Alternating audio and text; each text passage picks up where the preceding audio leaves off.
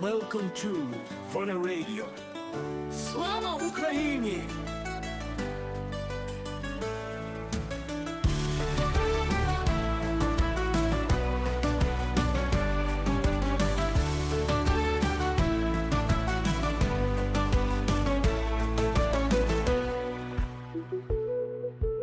I'm hijacking the space.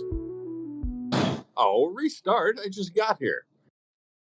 It's Guerrilla Radio, Robin. I'm hijacking your space. Yes, I noticed that. Boy, can't leave you alone for a moment.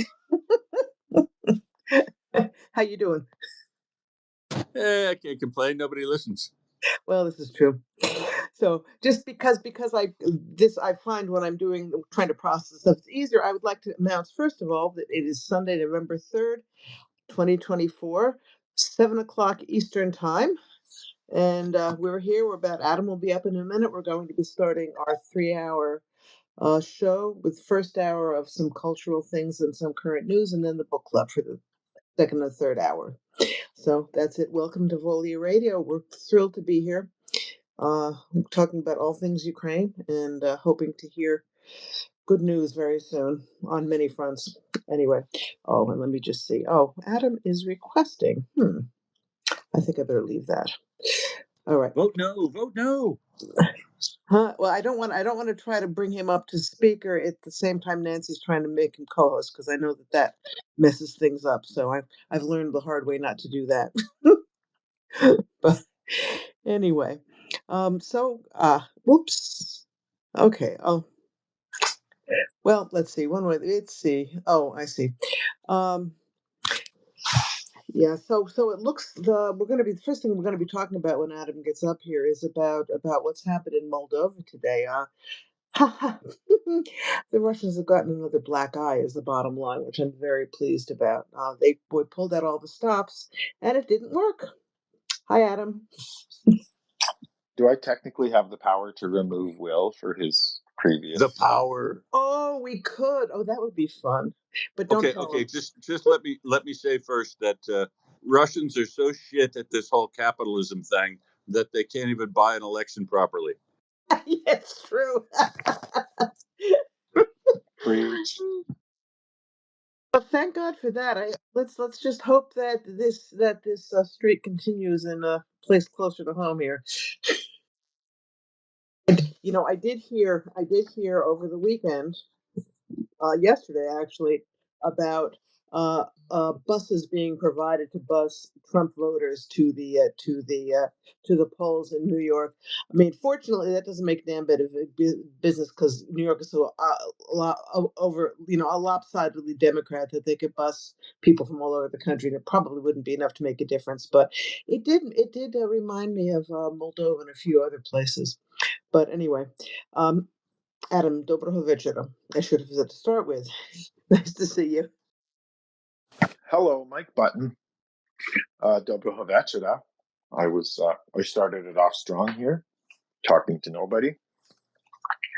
Well, Robin, 2 days until we can all at least know what's going to happen. But we know what happened in Moldova tonight, which is, we are, maybe if these things come in 3, we're in really good shape, huh? Yes, exactly. And it's interesting there. I saw a little post about some that Russia's apparently been trying to plant disinformation videos and stuff in the United States. They don't seem to be getting very far with it, but it's things are. I'd say I'm guardedly optimistic at this point, and I think we should only be guardedly optimistic because anybody who has not gone to vote yet, you're not allowed to be optimistic. Get out there and vote. Then you can be a little optimistic if you want, but we've got to make sure. One of the biggest dangers in any election is that people decide, oh well, it's going to go the way I want anyway, so why should I bother to drag myself to the polling station? And there have been some surprising results in the past because of that. So I'm going to stay guardedly optimistic for now. Anyway, but Adam, I think you have some interesting stories to go. I've got a few. I also have a few news news updates. And I see James has his hand up, so why don't we go to James first? Hi, James. Hey, Robin. Hey, Adam. Adam, I just wanted to reassure you about your job. You still have it. Our Nielsen ratings went way down with me guest starring on a book club. So you're safe. Don't worry, sir. No, and what a day! What a day for democracy. I'm really happy about I Moldova. wasn't worried, but Oh, now you I'm wasn't. questioning motives. As if you gave me this job. Ha ha ha. And who knows what dirt Adam has on me? So it's like I think I'm probably I'm stuck with him. Anyway. Was Hey, that? Adam, before we Oh, get yes, started sir. doing everything else, can you give us a bit of a critique as an electrician on the trainee work in Samara at that substation? How do you like that crossing the buzz bar there? I think it was very according to Russian safety standards. I think that man should have just refused unsafe work, and so it's basically the guy who evaporated's fault. And then, so there you go. Case closed.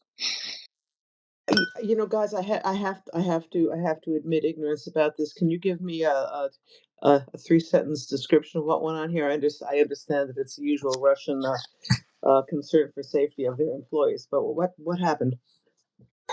Well, a guy is watching and also filming an electrician, I guess, a trainee, who's reaching behind something and he's got something in his hands. It looks like it's some conductive metal.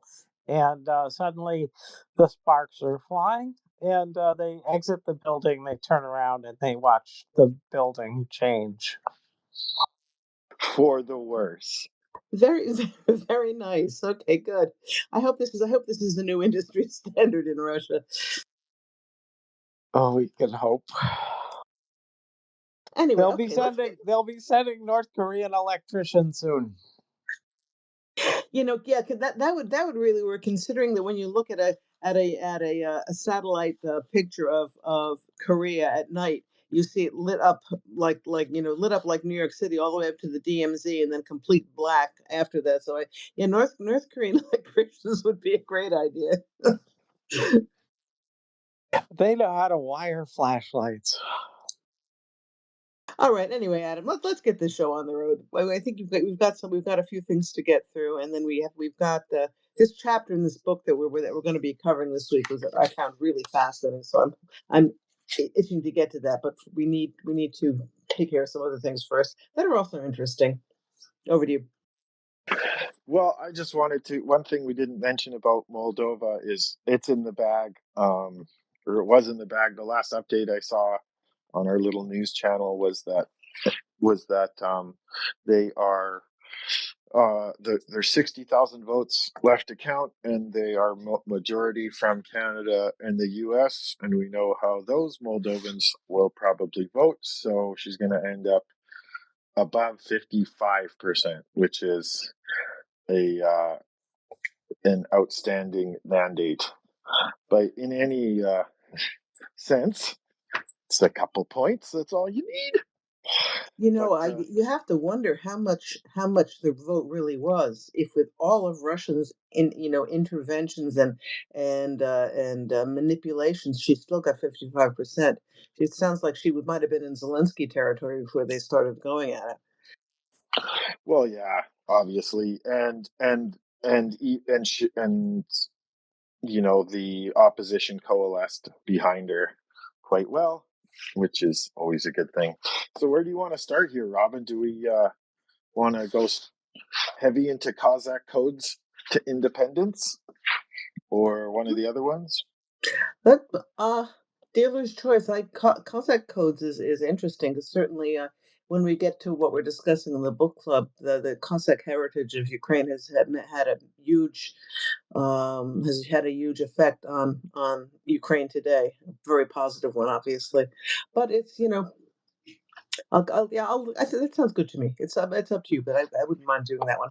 Actually, the next Sounds one's good. not bad either. Go ahead. Yeah. So this is a UkraineWorld.org article. Feel free to interrupt me with your hands I always find them more interesting than me reading things to you. But the color commentary is non-negotiable. From Cossack codes to independence, tracing Ukraine's constitutional heritage. The tradition of constitutionalism in Ukraine is deeply rooted and evolving, stretching back centuries. Constitutionalism refers to the constitution's supremacy and determining role in the system of relations between the state and its citizens. In the case of Ukraine, it reflects a long-standing struggle for self-government, legal rights, and national identity. Ukraine's constitutional development has been marked by periods of foreign rule, revolutions, and the pursuit of democracy, with each era adding its own unique elements to the country's constitutional heritage. The medieval history of Ukrainian constitutionalism. In medieval prehistory of Ukrainian, the medieval prehistory of Ukrainian constitutionalism laid the foundations for the future development of ideas about power limits, law and order, and public participation in governments. I smell Yaroslav Mudry coming up. One of the most important documents is the Rus Justice, written in the 11th century during the reign of Yaroslav the Wise, Kievan Rus Grand Prince from 1019 to 1054. This is the first known codification of customary law in Ukrainian territory in the spirit of continental legal tradition. Humanistic elements can be found in this work, such as the abolition of the death penalty. I didn't know that was in there, in particular, Robin. Regardless of their privileged position in society, all free men have the right to defend their rights to life, health, and property, and provide the court with the basis for a fair verdict. And it's not mentioned here, but it became the law of the land for the Polish-Lithuanian Commonwealth later.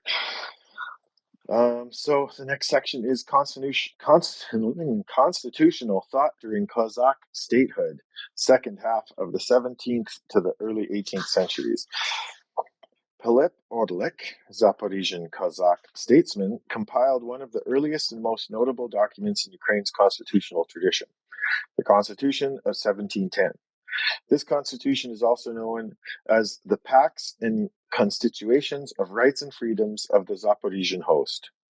The Orlik constitution was not a constitution in the modern sense, as it was a pact between the hetman, elders, and Cossacks rather than a state constitution.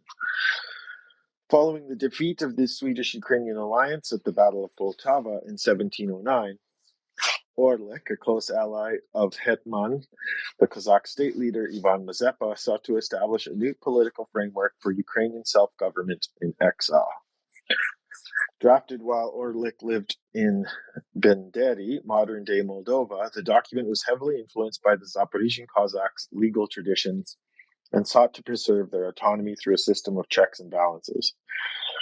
In terms of content, it defended Ukraine's right to independence and its state system.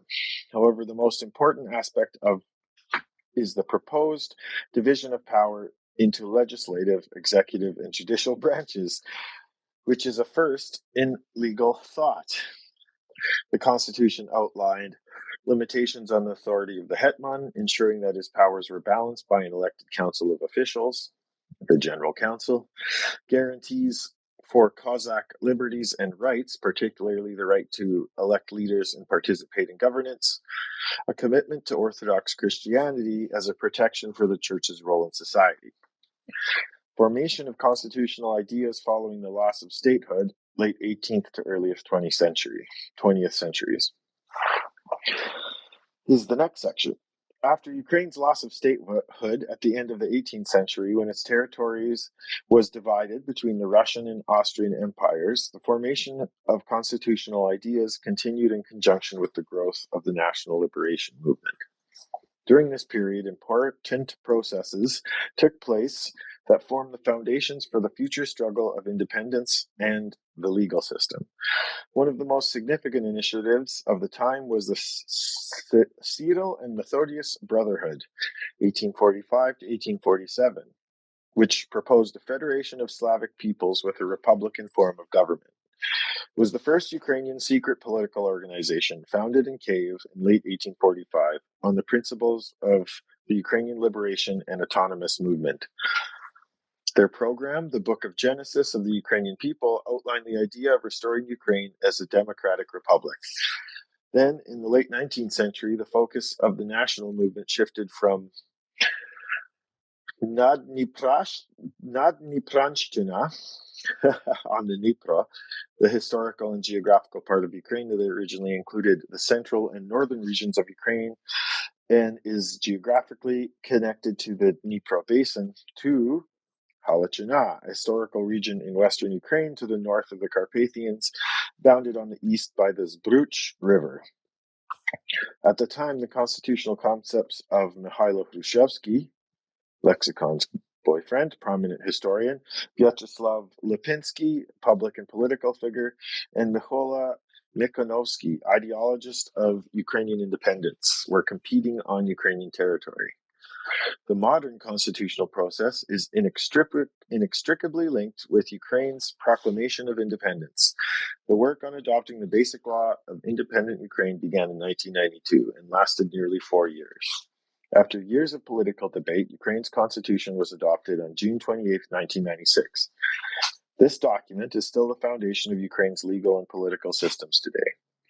Ukraine's constitution of 1996 established it as a sovereign, independent, and democratic state. Key features include a presidential parliamentary system of governments with powers divided between the president, parliament, the Verkhovna Rada, and the judiciary. Guarantees of fundamental human rights and freedoms, including freedom of speech, assembly, and press.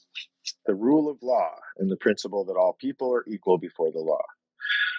A commitment to economic and social rights, including the right to work, education, and healthcare. The 1996 Constitution has undergone several amendments, particularly during periods of political crisis, such as the Orange Revolution in 2004, and the Revolution of Dignity in 2014. These amendments have generally aimed to limit executive power while reinforcing democratic and rule of law principles within Ukraine's structure of government. Ukraine's constitutional tradition reflects the country's long-standing struggle for sovereignty and democracy. From Pelip Orlik's early vision to the modern 1996 constitution, Ukraine's legal framework has evolved over time, serving as both a reflection of the country's aspirations and a tool for political transformation. As Ukraine continues to face external challenges and internal reforms, its constitutional tradition remains central to its identity and governance. From Daria Sinchaivska, analyst at Ukraine World. Thank you. That was very interesting. Well, there are a number of things I didn't realize. The 3 branches of government started in Ukrainian constitutional thinking. We should double check that. Yeah. That seems like almost too awesome to be true. No, remember, if it's too good to check, don't. Yeah, but anyway, I mean, this is certainly something. That deserves a lot more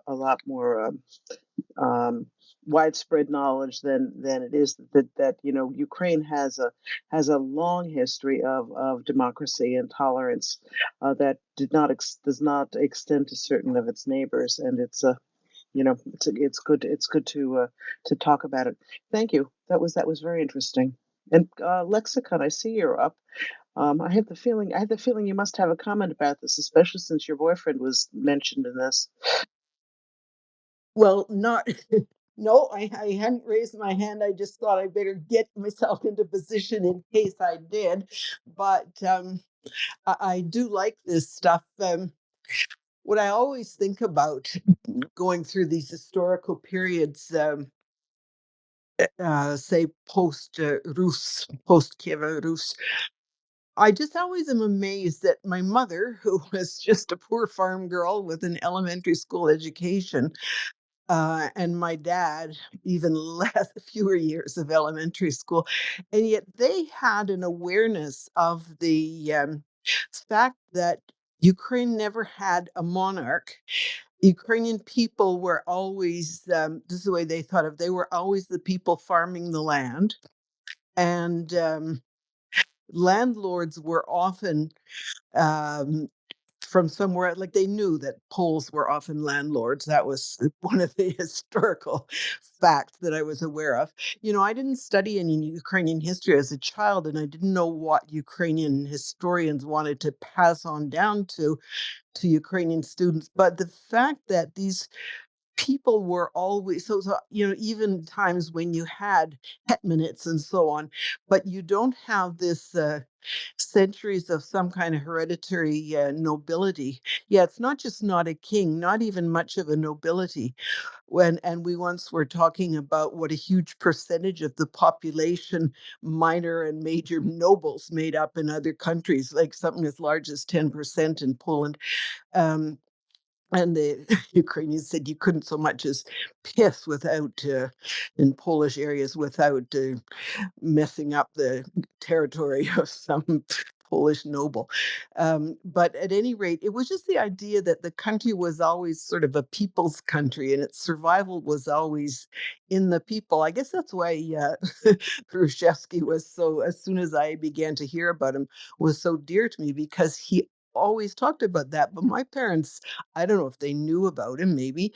And my dad was a big reader, but I certainly didn't learn about him from them. But this theory of the Ukrainian folk, the Ukrainian people, and their um, so not about these constitutions, codes, and so on, but the idea that this nation and the idea of a nation or of a people survives through a people who are kind of like themselves without a lot of hereditary leaders. Um, it's just a huge theme that that's all I really knew, but it's what my parents knew somehow or other, and they didn't study. They had sort of Ukrainian school in Saskatchewan. This is like before the war. Um, so I'm not sure if anybody taught them, but those are the principles things and the principles that I learned from them. So, like, not the way you had, Adam, actually some learning of it by teachers who read history. So I'm very impressed with that anyway, and I wouldn't be surprised that some of these constitutional principles did exist, although they do sound really very good, too good to be true. But yeah, I wasn't thinking to talk, but let me just say that. Back to you. Thanks, Lexicon. Yeah, as you pointed out, it really is an anomaly. Russia had noblemen, Poland had noblemen, Hungary, all around there. It was only Ukraine that somehow that didn't. I mean, in part, I guess it was because they were, unfortunately, both Russia and Poland had, and the Polish-Lithuanian Commonwealth, the Austro-Hungarian Empire, they imported their nobles to rule over Ukrainians. But it is a very unusual thing to not have a nobility in the country. That's worth some thought. I think Kritsiak pointed out that periodically the nobles and elites of Ukrainian society would be absorbed or assimilated into whoever the overlord nation, their elite. Wow, good sentencing. But yeah, you make a good point. Yeah, you make a good point. They since Ukraine was ruled over by outside forces to maintain their position, they had to sort of get with the program and be part of the ruling government too. So yeah, but yeah, and I guess But yeah, go ahead. I would posit that it's a double-edged sword. It's led to this sort of idea of Ukraine not being a nation that is nascent in a lot of the Kremlin's propaganda, and therefore Western Vatnik proclamations on the subject. This nation that has somehow survived 3 years of genocidal war and still managed to keep calm and carry on is somehow not a nation because blah, blah, blah. We stole, Rus is us and various other things. But on the other hand, I think it's been very developmentally beneficial to Ukrainian society as a whole, and what we're going to discuss in terms of the community and civil organization that happened during Maidan and flowered into this amazing civil defense through 2014 until now. And although it was something that really that burst out during the Maidan, it was something new, but obviously all the seeds had to have been there. It couldn't have happened. So yeah.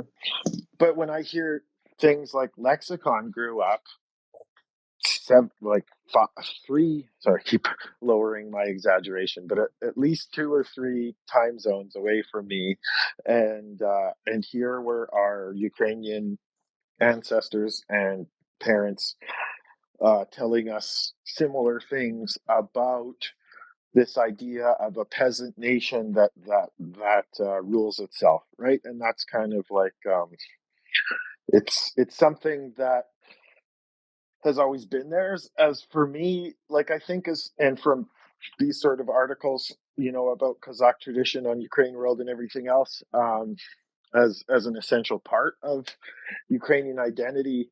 And wow, it fits so well into our modern liberal ideas of how we think our societies should be, don't you think?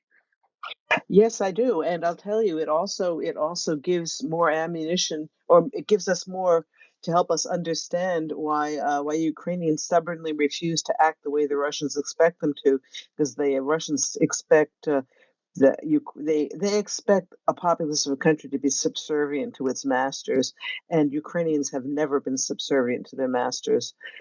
This is something I think that continues even after almost 3 years of war, and actually more than over 10. Really, it continues to be a misunderstanding that the Russians still buy into, and continue to be surprised when Ukrainians don't react the way they expect them to, because Ukrainians are not interested in being subservient to anyone.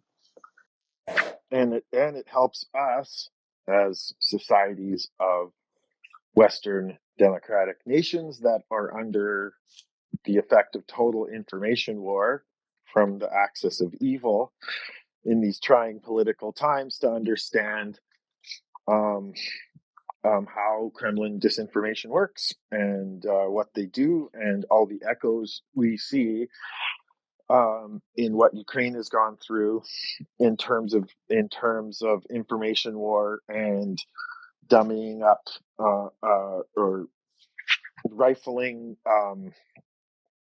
and pounding on existing fissures in society in order to destabilize things. And we're seeing them do it on a global scale, right? And Ukraine was the practice ground, and they were also the most successful overall in the face of it. We'll see, hopefully. Yes, it should continue that way. Adam, I want to just jump over to something else while Will is still here, because he has this tendency to go off and try to make a living during our broadcast, which I find really offensive. But anyway, I wanted to get your input on these.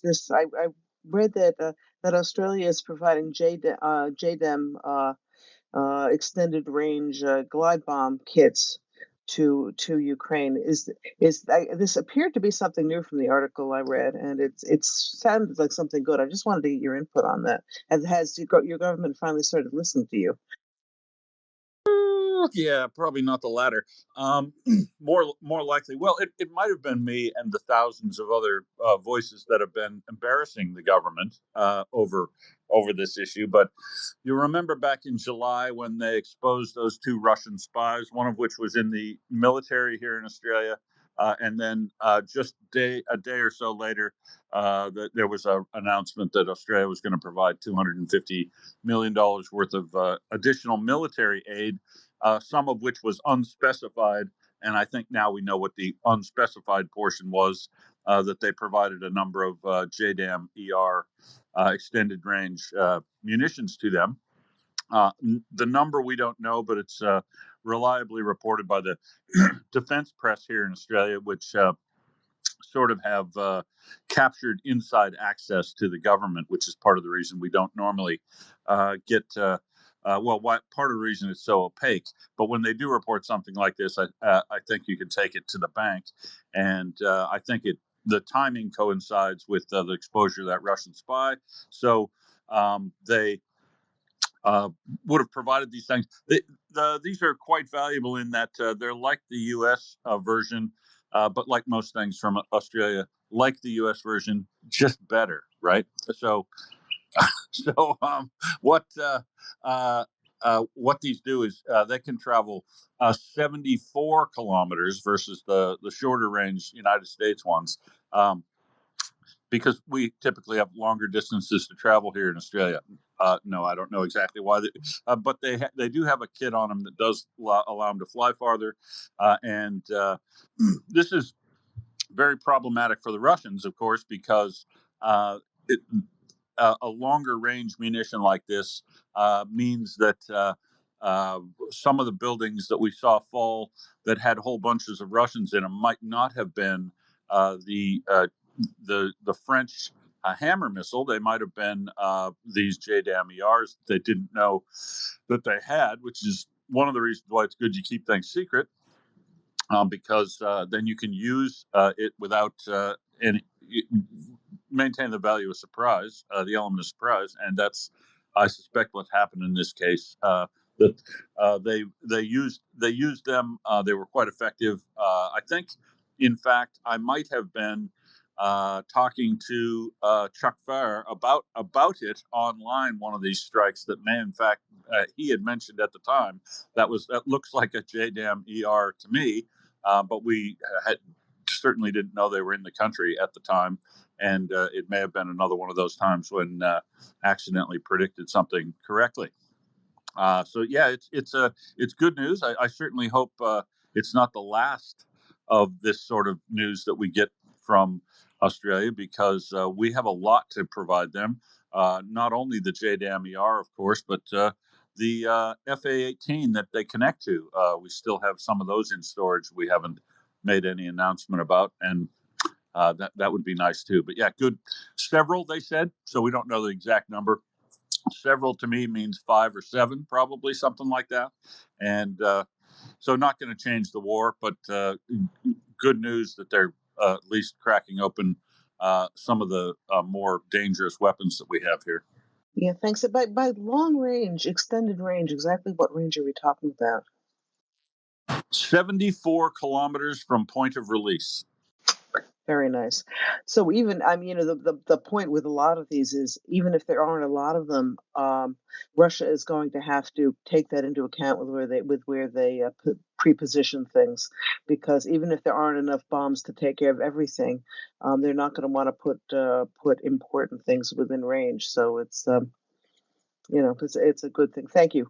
And coupled with the weakness, coupled with the exposed weakness in Iran and Ukraine of the Soviet-built air defense systems, this could become significant over time. In that Russia will not be able to operate as close to the front lines. It seems strange that their air defense being weak means that the air cover will be worse. But it's like a chess game where you can move up the smaller pieces closer to the front if the pieces at the front are proven to be or on the other side are proven to be less effective. And I think that's what's happening here. Is we see that Russian air defense systems are weak and don't work as function, and that means that the Ukrainian Air Force can move up just that tiny little bit closer, and with things like JDAM-ERs and hammer missiles, can then hammer ground targets like air defense radars and artillery places, and then that allows them to inch their our own artillery up a little bit and their own infantry up a little bit, and then pull their back or their more rear located air defense up a little bit, and you just incrementally walk your stuff forward a little bit, and that's what they're doing here, which means that the glide bombers of Russia have to walk backward at the same time, or they get put in under danger. And so every little advantage is really important to Ukraine, provided they have the next tool in the bag to reach back for and use when they generate an advantage for themselves. Yeah, that has been throughout this entire war. That has been the issue. Is we give Ukraine enough to do something, but then they don't have the next thing that's needed to capitalize on what they've been able to do. That's been a very frustrating for us to watch. Certainly very frustrating for Ukrainians. That there've been so many missed opportunities because of that. But I'm glad to see this. I hope that, and as I read, these were weapons that had been withdrawn from service with the Australian military.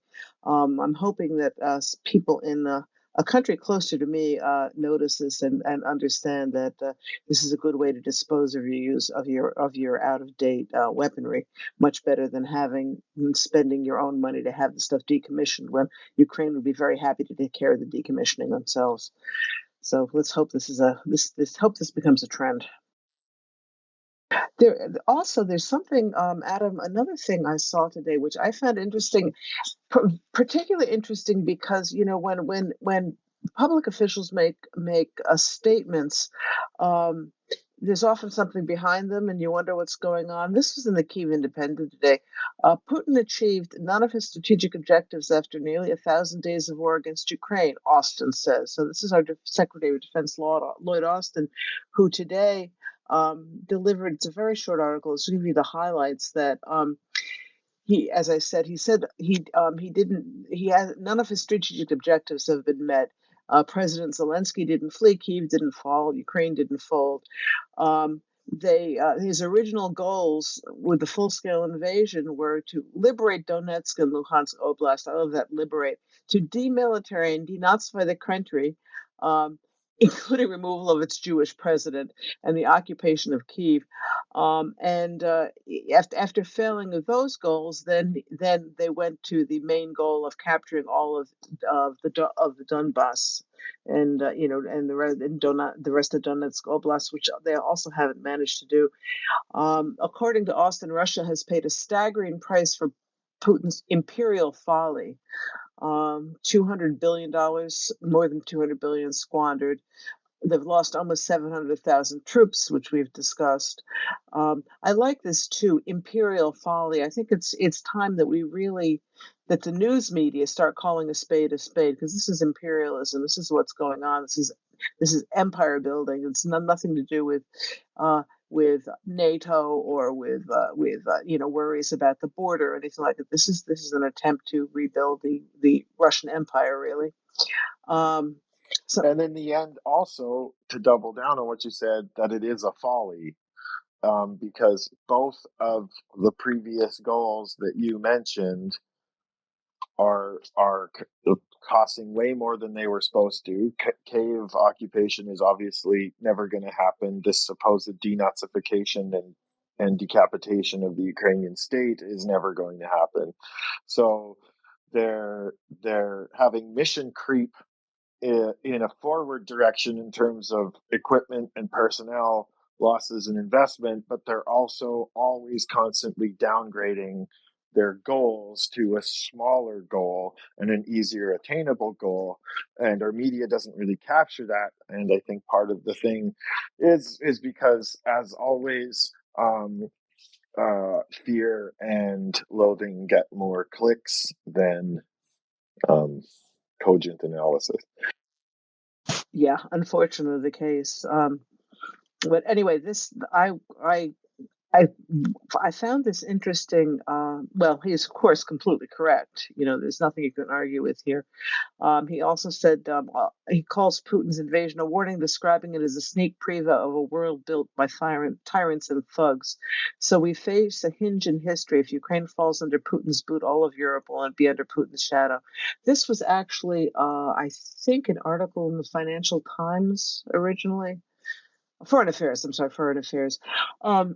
But anyway, as I said, it's an interesting thing to be saying just now, when we have a clear picture of different approaches to Ukraine based on, in the United States based on who is running.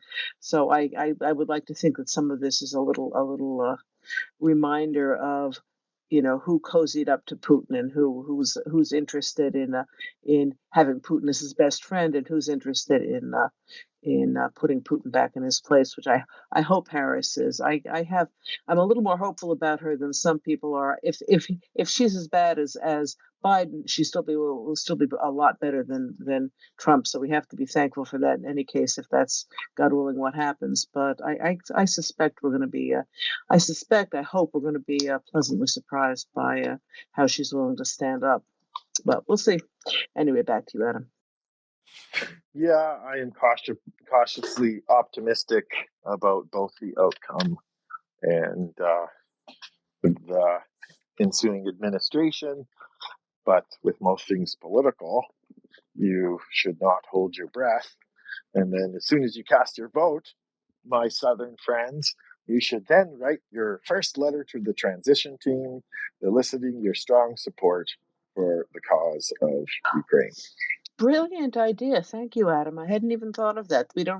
That's a very good idea. I'm going to put that on my to-do list. Yeah. Do it on November 5th because you're not standing in a line, because I know a lot of you have voted already.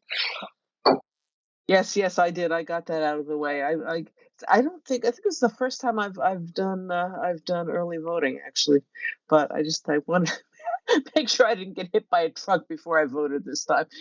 So I'm taking care of that. Okay, one other little news item, which I just can't ever, on a tangent side note, I just can't ever want to give up standing in the line of all the freaks and geeks once every couple years of my community, and just the people watching that goes on. And we have a different situation.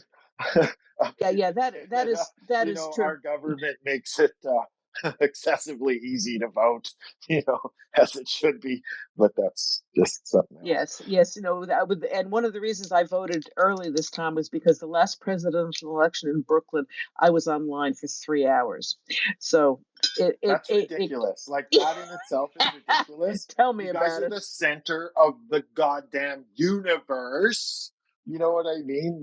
I'm up here in Booney Town, in literally the largest population center of this latitude, and here I am, and I stand in line for 10 minutes and then go I've home. I've never waited more than 5 in Australia.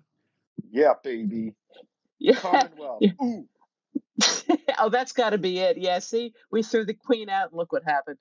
But I've never had to walk more than 500 meters to vote, and I've never waited more than 5 minutes. Yeah, same, but I might have been lucky. But what's Lexicon have to say about it? I just want to express my gratitude to you guys being on and giving me some things to do. I am just doing everything I can think of to get over. Like now, it's only 2 more sleeps and tomorrow I'm going to buy my white bubbly with my shopping cart. So I'll have to hike as far as the market, which is further than I'd have to go to vote. But anyway, to buy my white bubbly at our booze store, and I've just been eating whatever I feel like eating. I can't bear watching a movie with any significance, so I've been watching action movies, something I've never done before, to kill the time until 7 p.m. Eastern time when the first polls close in Georgia and Iowa and places, and 7:30 in North Carolina. I know you everything. Yankees have no idea how much stress You have no idea. Well, for you two Ukrainians, I can suggest I have a great way to spend the next 2 days. I suggest that you two of you sit down and study all of the rules about Ukrainian verbs of motion, and then you can come explain them to me later, because I am about to kill myself over this. And believe me, it'll take your mind off of everything for days on end.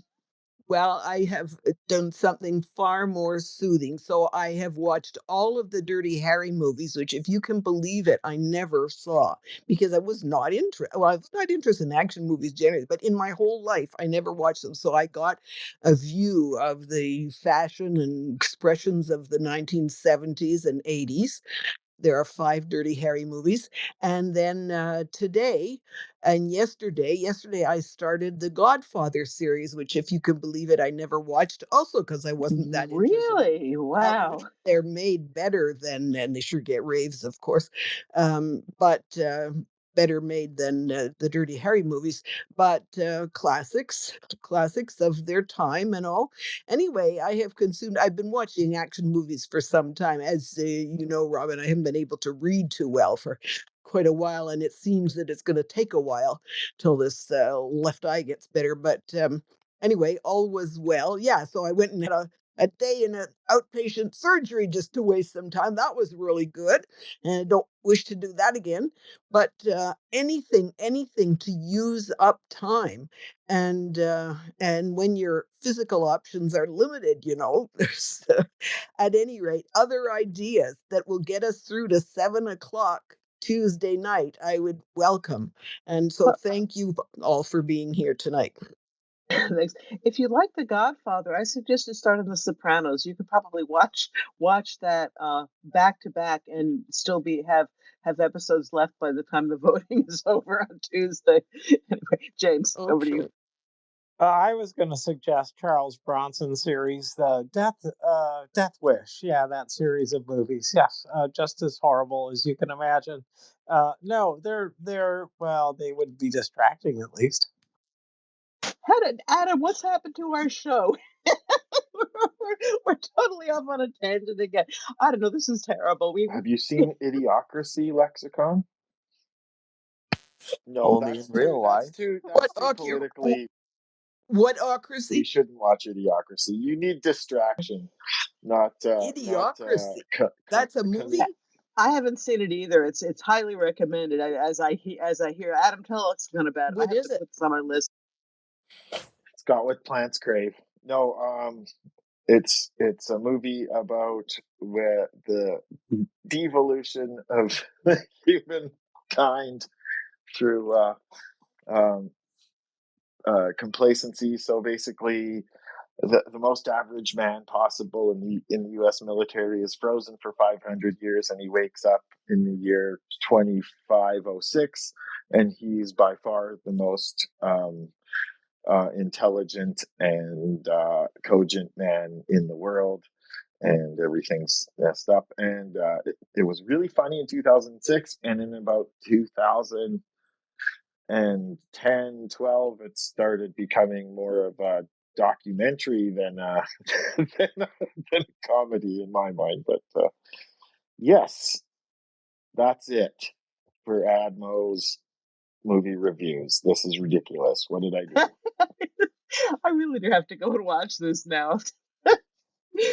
Yeah. All of our predictions of the dumbing down of the human race, unfortunately, seem to have been understated at this point. Yeah, it's pretty sad.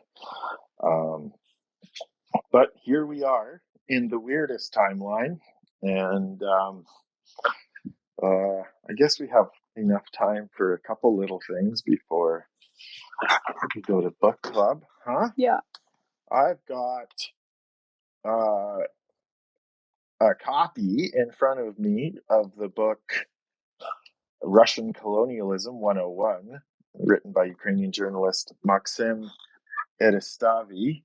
And I know that some of our listeners may have ordered it too, because I found him on Twitter, and just got an article here that I haven't gotten to in a couple weeks, but it's really short, and it's just illustrating that the cover illustrator wins World Illustration Award. Serhiy Maidukov, Ukrainian artist, for the cover illustration and other illustrations in this amazing little book that you can find. I'm sure you all follow Maxim Eristavy on Twitter, but if you ever have a friend over to your house who doesn't understand how absolutely world-endingly, orcishly terrible the Moscals are throughout history to this very day, then you can give them this book, because it's basically just the last 100 years of the crazy stuff that they've done to various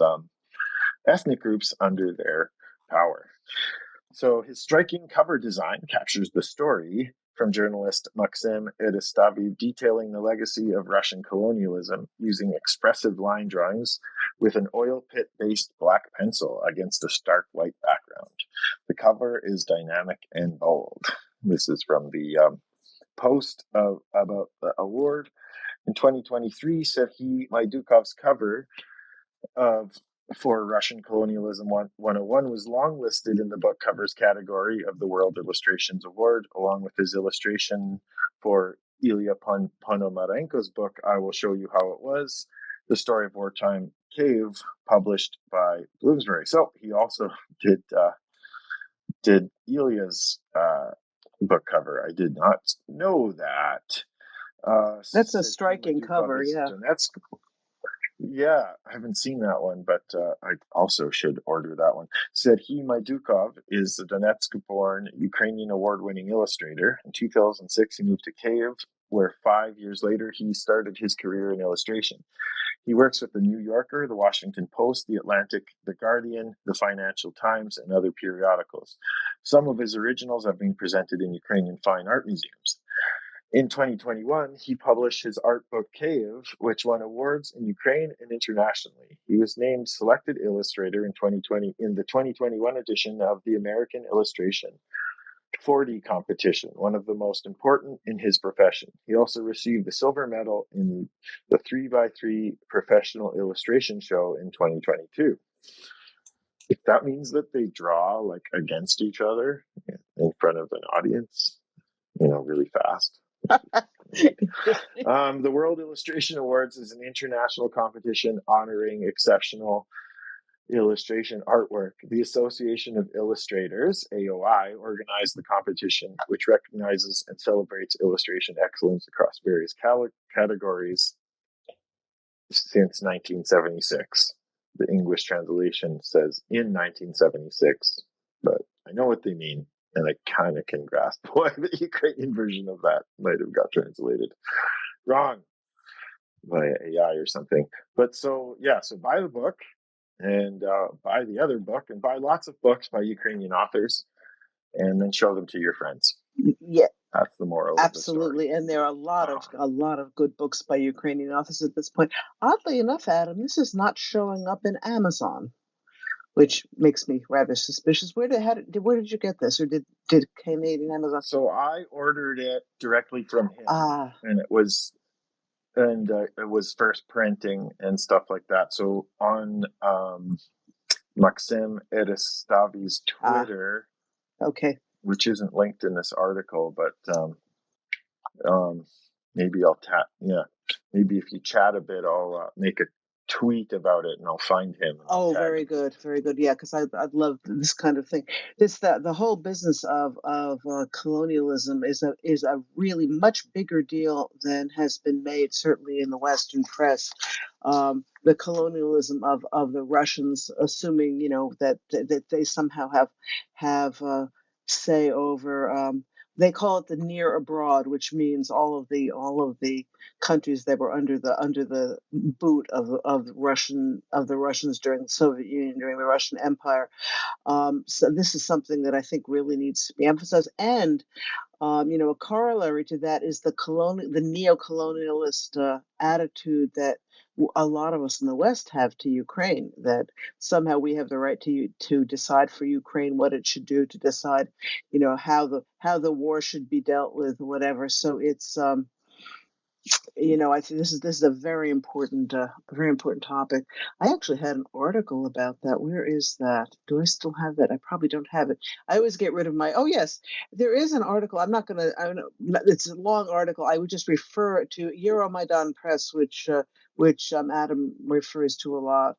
There is an article called "Can Ukraine Cancel Russia's Imperial History?" And it's a discussion of a meeting that was held in Odessa, but it's called the Odessa Decolonization Project.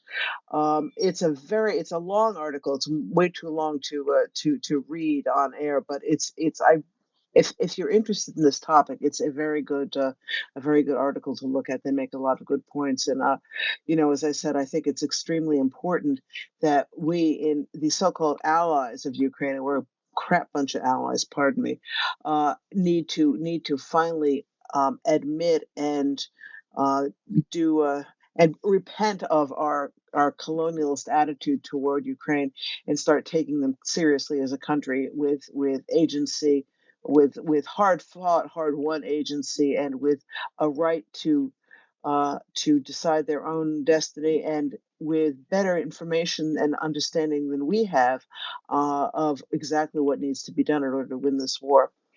Anyway, thank you, Adam. Terrific. Okay, so that's up in the nest now. Anyone who wants to take a look at that book. As I said, colonialism is an important. It's important to discuss with people, and it's important to point out that colonialism does not only mean white people over black people. It means a colonialist over a downtrodden subject, regardless of race. And race really has nothing to do with it. It certainly doesn't. In this case, Lexicon. Over to you. Yeah, I agree with you. I think that really is an important dimension to look at. And the term colonialism is a really important one. I mean, I think we're part of a current that's trying to bring that word into common usage around Russia. And also the term settler colonialism, because it's a colonial power that comes and occupies. In French, it's le colonialisme occupant, occupier colonialism. They come and occupy the land, settle on it, displace the people who are there. And so that's the same phrase used with what European powers did to indigenous peoples in the New World. And one of the things that's interesting is it enables you to discuss with some progressive left kind of people, because you talk about the necessity to recognize that Ukraine is fighting a war of national liberation, which they are, committed to supporting, to be supportive of.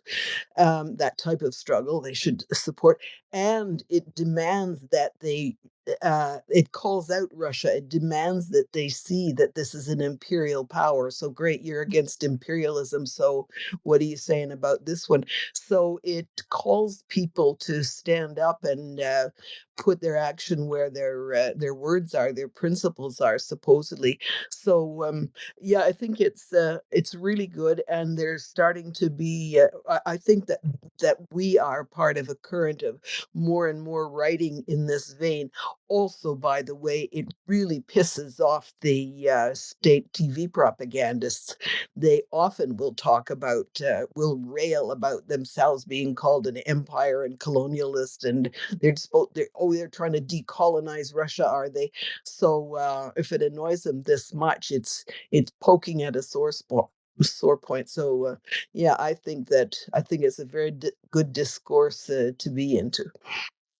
Yeah, absolutely. And I think that's one thing that Dmitry Kuleba worked very hard on was getting closer to African countries and making and helping them see that this Russian BS about being an anti-colonialist power was just nonsense. Russia is probably the last colonialist empire, or well, no, I never mind. I'm going to take that back because otherwise I'm going to get nailed later. But Largest remaining. there, that's good. That's good. Yeah, and they certainly don't have any conscience involved in what they do in terms of colonializing their neighbors. So yeah. Anyway, it's good. It's good that it's getting more play. Anyway, now Adam, we have, what time is it? Oh, we've got a few minutes. One other little. This is not a story that made a lot of news, but it's one that Well, it's again, I guess it's not taking Ukraine seriously. Google Maps apparently, in their newest iteration, put up maps that have Ukrainian military systems in the open, clearly seen on the locations on their maps. It's taken Ukraine several days to get somebody's attention over there, and they are now quote unquote working on it, which I find pretty outrageous. I mean, they should have these things should have been they shouldn't have been put up to start with, and once it was discovered, that should have been they should have fast gotten them down immediately. So anyway, anybody who's got any clout over at Google, this is this is another one of these. I mean, I would like to see our State Department should have been really pushing it also, and I don't think that's happened. Anyway, so Well, and I think that they're probably more and more dependent every day on artificial intelligence, quote unquote, um, to do their scrubbing and whatever sort of the blurring that they would usually need to do of certain sites. And because Ukraine's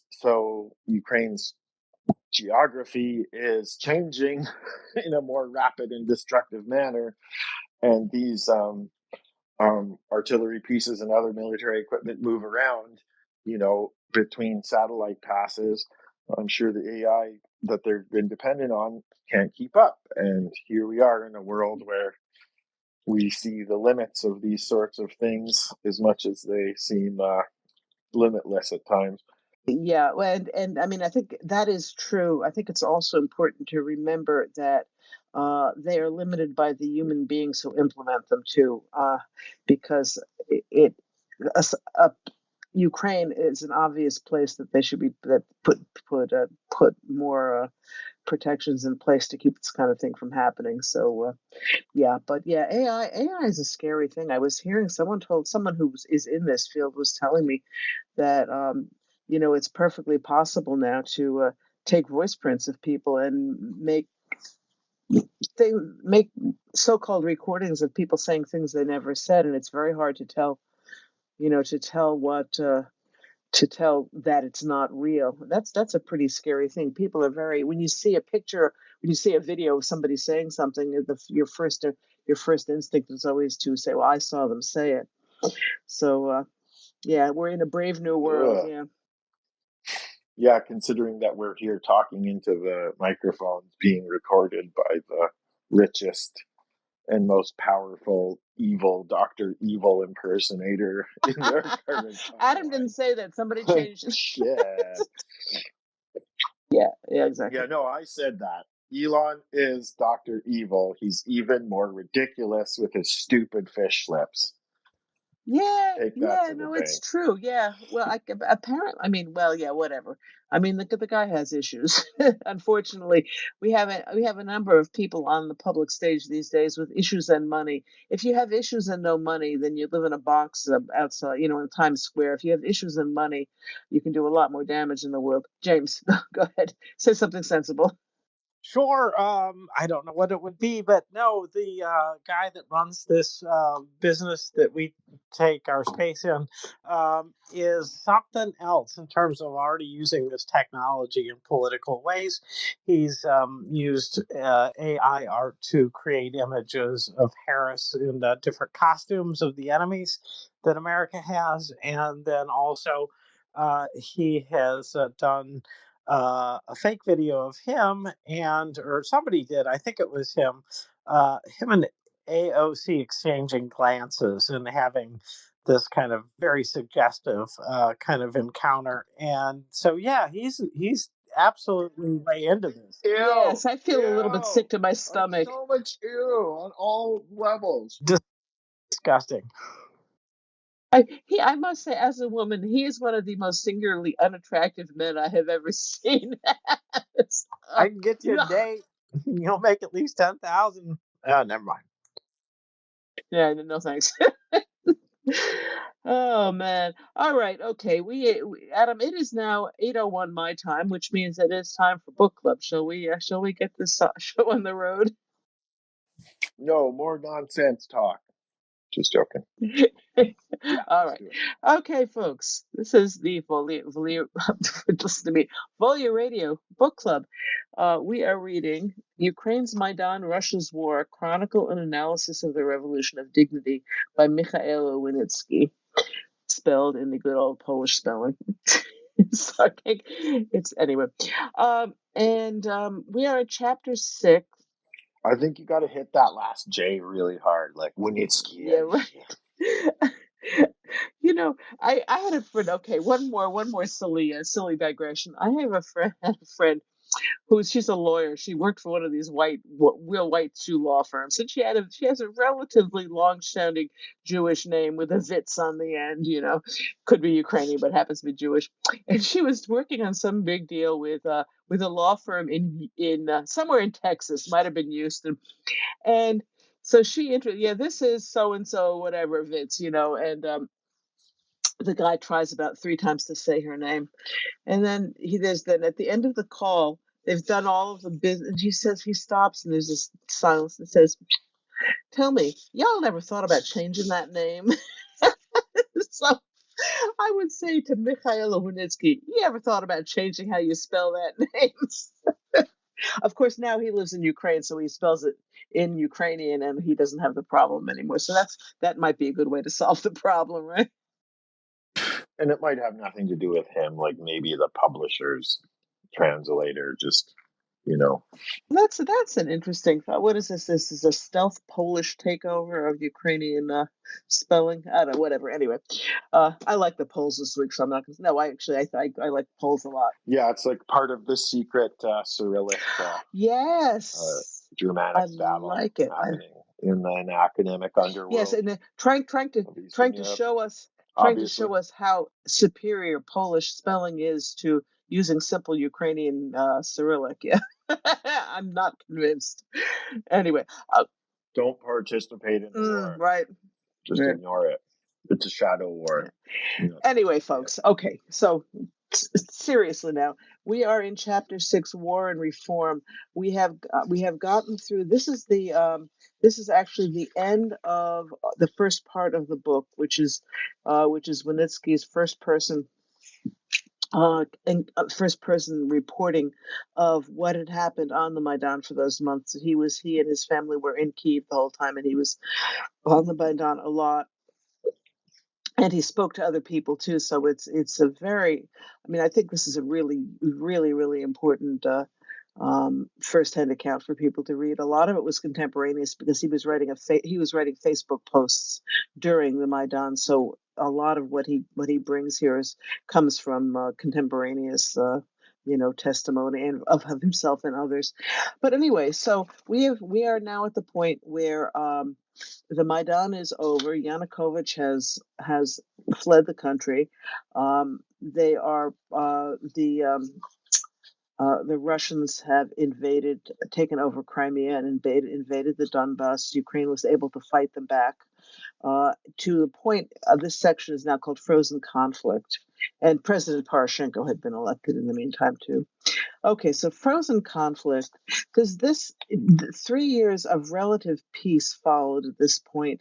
Under Poroshenko, there was considerable rearming of Ukraine. The military had been decimated by Yanukovych. There really was not much left. In fact, it's one of the miracles of modern Ukrainian history that they managed to fight off Russia during the invasion in the east, because there was not much of a military left at that point. President Poroshenko boasted that the Ukrainian armed forces would soon be one of the strongest in Europe.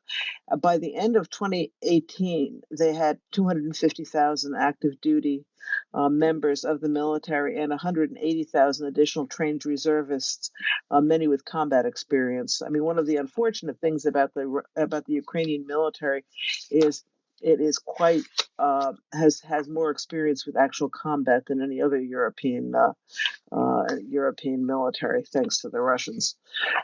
But anyway, so they were in a strong position, and we certainly saw during the full-scale invasion how that played out. In the Donbass, The army was faced with more tanks on the Russian side than all of the tanks stationed in Western Europe. They went from 30 tanks, Russian tanks in 2014, to almost 600 in 2016, with comparable increases of MLRS and anti-aircraft weapons. Yeah, and Adam, you have a good comment. Yeah, I was just saying, how is this fact by itself not major alarm bells for the Western world to fully support Ukraine at that moment? Like an increase to 600 tanks in a single calendar year in a conflict that's supposed to be a fake little civil war. And I don't know if it's here. I'm frantically looking through the text here of the book, but somewhere close to this part, he has a little bit of a snide comment about how obviously, the insurgents, quote unquote, hadn't captured 600 tanks and armored vehicles from depots in Donetsk and Luhansk. Yeah, right, exactly. Like, ridiculous. Yeah, well, the whole sticky mic. The whole insurgents thing was ridiculous right from the get-go. Yeah, 2016. Okay, that was the end of the Obama administration, and that was when Trump was elected. So obviously, the United States had its focus elsewhere, because it certainly, as you're saying, if there had been any focus on what was going on in the world, this should have been again, another red line. People should have woken up and said, the Europeans should have woken up and said, what's happening here. But Russia successfully they described this in a way that was appealing to people who didn't want to take any of this seriously. It's a civil war.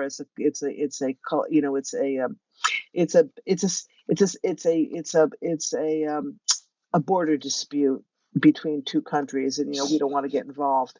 It took a long time, even after the full scale invasion. It still took, there was an education issue that had to go on for people to understand that this is something we had to help Ukraine with. This was not just a little thing between two neighboring countries anymore. Yeah. Anyway, okay. So as this is going on, by 2015, Ukraine was facing trained, as Adam was saying, trained and equipped Russian forces, not insurgents at all. During this time, though, and this is in 2015 and on, NATO was training Ukrainian military, trainers from the UK, Canada, US, Poland, and Lithuania. There was a multinational joint commission on defense reform and security cooperation with Ukraine, started in 2015 to coordinate that. Lieutenant General Ben Hodges, who is a friend of ours, makes an appearance in the book. I hope he makes an appearance on Volya Radio soon. I think someone is working on that. Anyway, he did point out that the benefits go both ways. That and this is obvious, but I mean, good to saying again, no NATO country has ever engaged directly with Russia. The Ukrainians, unfortunately, have a lot of experience in that. They have experience with Russian electronic warfare capabilities. They are able to operate even when the communications are jammed. These are things that NATO needs to learn from Ukraine.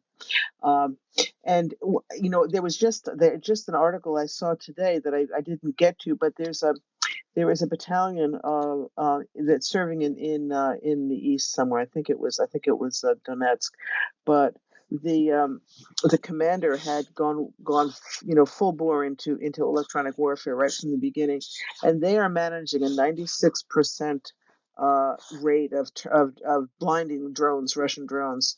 So it's only 4% have even a chance of getting at them.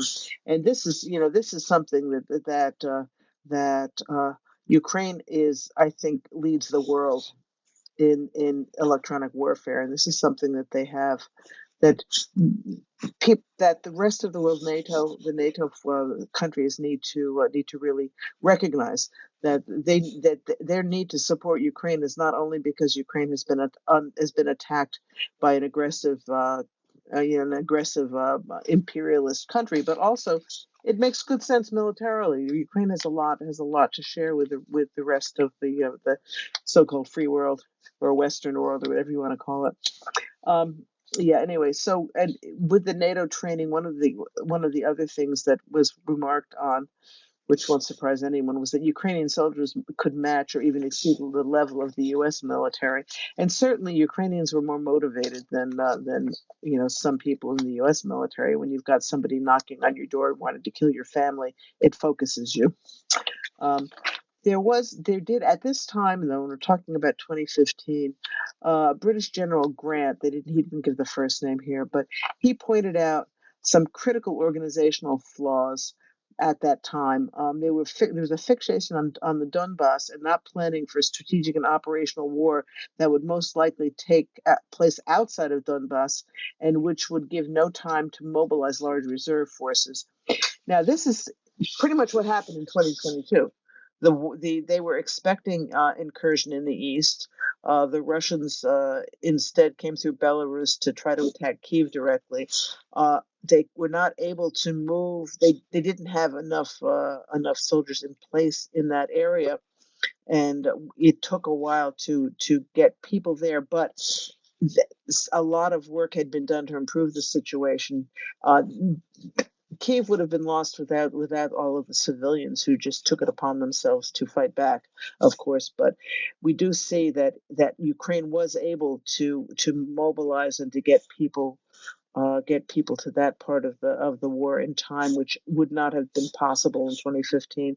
So, as I said, as I'm reading this book, I have a lot more appreciation for Petro Poroshenko than I'd had, because he really did, as much as people were soured on him that the level of reforms, the pace of reforms wasn't as fast as they wanted, that he sort of backed away from some of them during his administration. But if for nothing else, for having rebuilt the military to the point where they had a fighting chance against the Russian invasion, he deserves a lot of credit for that.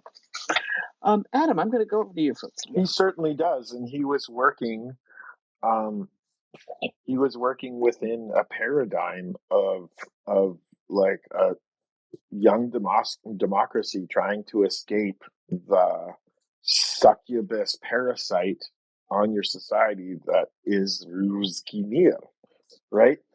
And so, in the previous, I don't know if it's coming up. I missed last week, and so I'm so confused. No, but they speak about him and Klitschko's kind of some of their backroom deals with some of the oligarchs just to get funding and get things going, and some of these Firtash and Kolomoisky ended up as governors or something.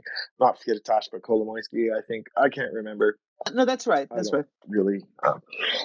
But my point being, ding dong, is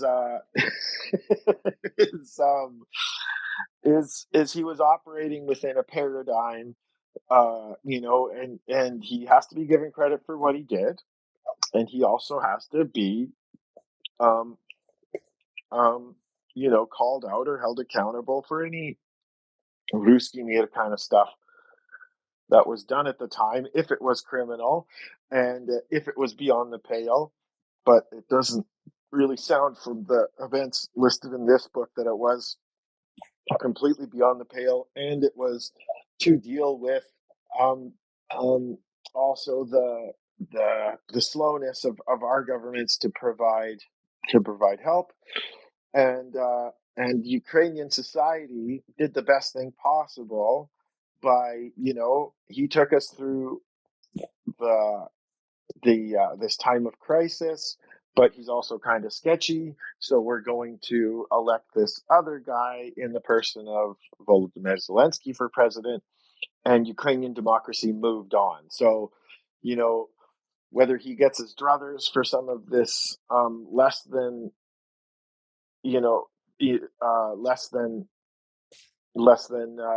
perfect, somewhat. I'm losing my thread, but like my point being, Ukrainian society did what they should have done, which was go to the next person. And I feel like we've got to avoid dynasties, and we've got to avoid over reliance on a single, paternal figure in politics, and just keep moving forward. Oh, No. for gosh, Lexicon, that you're talking. Yeah, go ahead, Volya. Lexicon. Yeah, I think that this period is really interesting. Yeah, you weren't here. Oddly, for some reason, I was last week, and I was commenting then, and I'm thinking about it still. That nonetheless, the oligarch power and I don't know. It's almost like they're necessary. Everybody thinks you can't do anything unless you've got an oligarch on side working for you here. So the need to bring in the oligarchs. What I was saying is, why didn't Ukraine go the route of naming a rather technocrat kind of cabinet? And yes, getting contributions from these oligarchs, giving them lots of praise, laudits, naming things, whatever, celebrating them for a contribution, which would be investments and things that they would nonetheless make a return on. But you don't need to give them governorships of entire provinces, or and if that's what they wanted in return for their great patriotism, well, holy smoke, doesn't sound very patriotic to me. And I was thinking about examples of various countries where I was talking about Bangladesh, where they no, yeah, where they after a big sort of color revolution, student mobilization, tossed out what's her name, Begum, Sheikh Begum, whatever, and have brought a technocrat in as interim prime minister. I mean, to do a thing like that for an interim period, I remember that they did, for example, hire Natalie Jarescu, I think was her name, as Minister of Finance, and she organized the negotiations with the IMF and made all Ukraine's creditors take a way bigger haircut than the IMF wanted to insist on that they than they wanted, and then maybe they just couldn't pay her enough or something, because as soon as she'd done that excellent job, she was a pretty high profile person out of the world of another Ukrainian American, so out of the financial world in the US, and I think she just went back to her old job. But I think that Ukraine had lots of capable technocrats. Then the other thing going on this time, it's interesting to remember that the first couple of years, this is the Obama administration, and who's VP? Assignment Ukraine, but one Joe Biden, and he makes several trips. I just got the book War, Bob Woodward's book. I just got it yesterday, and I was checking out various the in the index. Of course, Ukraine is huge, so one of the first things I looked at was Joe Biden's attitude to Ukraine, and he was so fixated on corruption. I mean, you would think he had just landed in Mafia Central. Well, maybe he had, I don't know. But that he made, oh, I think more than half a dozen trips to Ukraine while he had Ukraine on had the Ukraine desk as vice president, and he developed a fixation on that, because today we still heard at awful times during the slowdown in aid delivery, him giving interviews to Newsweek and I don't know what, the Economist, saying, well, I went to Ukraine quite a lot, and boy, they sure do have a problem with corruption, still using the present tense, and not able to grasp that something may be moving a bit in Ukraine, and it may not be as far down the list as you think it is. And compared to what, you guys, with your, never mind, comparisons at home, pot calling the kettle black. So that's another reason why, also, I think that's Clarence Thomas. yes, yes, absolutely. So another reason why we had so little aid to Ukraine. So anyway, the view from at least that Western ally of Ukraine as a bit of a basket case, and you don't really want to sink too much, too many of your resources or objet, too much materiel into the place, because it'll probably just all disappear.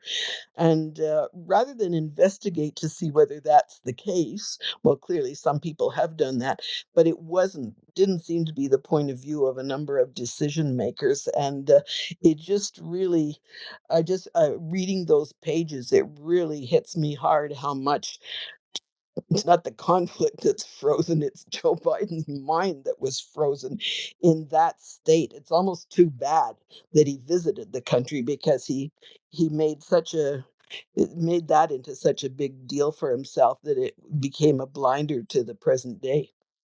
Back to You you. know, that is very true. I run into this with several people Ukrainians who've been out of the country for a long time, who remember what it was like. It's frozen in time when they were there. People who visited.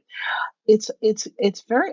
I think it's hard for people to admit that things can change, and with people making foreign policy decisions in the United States, if they're not inclined to really, if they don't really want to help, they'll look for any excuse. And certainly, this certainly was a ready-made excuse. So I think that that's part of it. I think if they were truly motivated to help, they would have managed to overcome their scruples.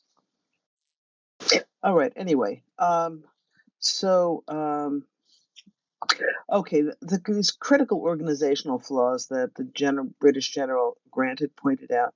The author points out that there were multiple aspects of Ukraine's socioeconomic and political realities, but they were the targets of concentrated reform efforts after the Revolution of Dignity. And this is exactly the point that you were making, Lexicon. There were problems, but things. But when you read about the difference between Ukraine in 2013, for example, under Yanukovych and the way it is now, I mean, there's been a huge change in all sorts of things, and it's hard for people to understand that can happen, I think. Anyway, I just wanted to mention one other thing about with the oligarchs. I take your point, Lexicon. I don't know that Kolomoisky really had to be made the governor of Dnipropetrovsk Oblast. But at the same time, our author points out that the Ukrainian treasury had way under $100,000 in it when Yanukovych left. I mean, there was literally no money. I mean, really. I mean, just no. There wasn't money to to to to buy food for the military for the next week or whatever. And the West was dragging its heels, with questions about legitimacy and quotes. That kind of up until when Poroshenko was elected, they could make their excuses that they're not really sure if the government's legitimate, so they're not going to pour anything into it. The Russians are standing on the border with all this money that they're going to throw in, if Ukraine will come under their hegemony again. So I understand why turning to the oligarchs who had money and were willing to give it at that point may have been the best of some really crappy options. A lot of these oligarchs got their comeuppance afterwards. Kolomoisky, as far as I know, is still sitting in jail. He's not governor or nothing anymore. But it was a very tough situation, and you can understand how how it shook out that way. Anyway, the home front is the next on the elections. This is the next section. The Maidan had called for what he calls a complete reboot of the political system. This started with, in March 2014, the presidential election. Was it March? Yeah, that was when Poroshenko was elected. And October 20. May. Oh, was it May? Oh, May okay. It 2014. sounded too early. May. Thank you. I must have missed. I just. My apologies, folks. Okay, May. That makes more sense. October 2014 was the election of the new members of the Verkhovna Rada. 423 members were elected rather than 450 because no elections could be held in the temporary occupied territories, obviously. Now, this was interesting. There's a mixed system in Ukraine that half of the members of the Rada are elected in the traditional parliamentary manner. You vote for the party, and it's what he calls first past the post. Depending on the number of votes that each party get, that determines the number of of party members who become members of the parliament. So, it can be one, it can be two, it can be three. It goes farther down on the list with more votes. The other half, though, were elected directly by constituencies, which is the way the United States, our form of government does it. So anyway, I just thought that was interesting. The results of the Rada elections in 2014 were yes. Go ahead. And Robin, the first time I read this book, or listened to this book, I should admit, was I think summer 2023, and I came to the space that shall not be named, and during the European daytime, and asked about this because I thought it was, being a binary North American, I was like, it's either first past the post or proportional representation. This hybrid system is very strange, and I was informed by our lovely European speakers at that time, and I think Tim Sennett, our co-host, was one of them, who said that most European democracies are some sort of a hybrid system. And I can't remember which one he was, but there was only one or two within the EU that were completely proportional and didn't have geographical first past the post. Oh, that's interesting, because I know the Brits. Just something I remember from a conversation. No, yeah, this sounds true. This sounds true to me too, because I know Brits talk about a member of parliament being in their constituency. So obviously they were elected from the constituency. Yeah, in Israel they have party lists, but the prime minister is elected directly for all the good that's done. But it's interesting. I get this. So in Canada, it's party list, the whole thing. No, same as you guys were saying. Yeah, it's all okay, especially for Canada. And I think the reason why North America is, you think of it as first past the post, but I think it is geographic. So in theory, the United States and Canadian systems are supposed to work for us to have representation by population in our community, right? So we have someone who is one of the million of us that live in my federal district, and because our countries are so vast, that was supposed to prevent a sort of populist advantage that always advantages the most populous areas of these large, in the same way that your electoral college is supposed to prevent that. It's a similar mechanism. And I probably said it wrong. And here comes my good friend, the lexicon's got educated and smart lexicon. She'll straighten us out now. How it actually Go is. ahead, lexicon. No, you're quite right. I mean, we have an entirely constituency based system. No, and lots of people calling, among the reforms they call for is to have some sort of lists, but we don't have so much demand for it now. No, I'm thinking about it, conversations we had with about Ukraine more than a year ago. There was somebody from one of those reform groups, NGOs.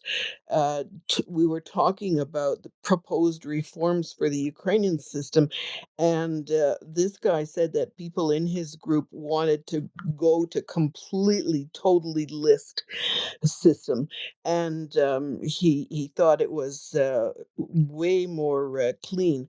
And I was remembering, I mean, one thing I do agree with, I've mentioned this before when I visited Ukraine in April, May 2014, visiting my sort of uncle-in-law relatives or in-law relatives in Ternopil. They were farming, this one family was, and growing everything, mixed farming as well as a lot of grains. But I was I knew a bit about Soviet farming and stuff and a tiny bit about land reform, but I asked whether there was any constraint on what he grew. And he said it just was completely irrelevant because he could only sell to the député. The member of parliament or his agent was the only buyer for your produce.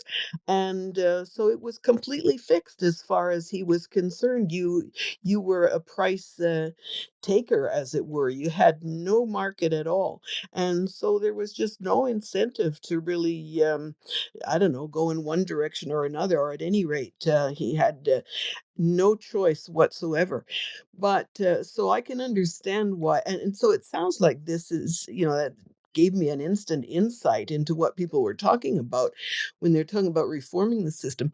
But when we did have this expert from the NGO, I asked him whether they would not want some sort of mixed system because I said that in Canada, a very large country, and we do have the idea that there might be some need to represent regions, to have people coming from a constituency and able to voice the concerns of that constituency. And I asked whether they had any interest in retaining some of that geographic basis. And he said, no, absolutely not.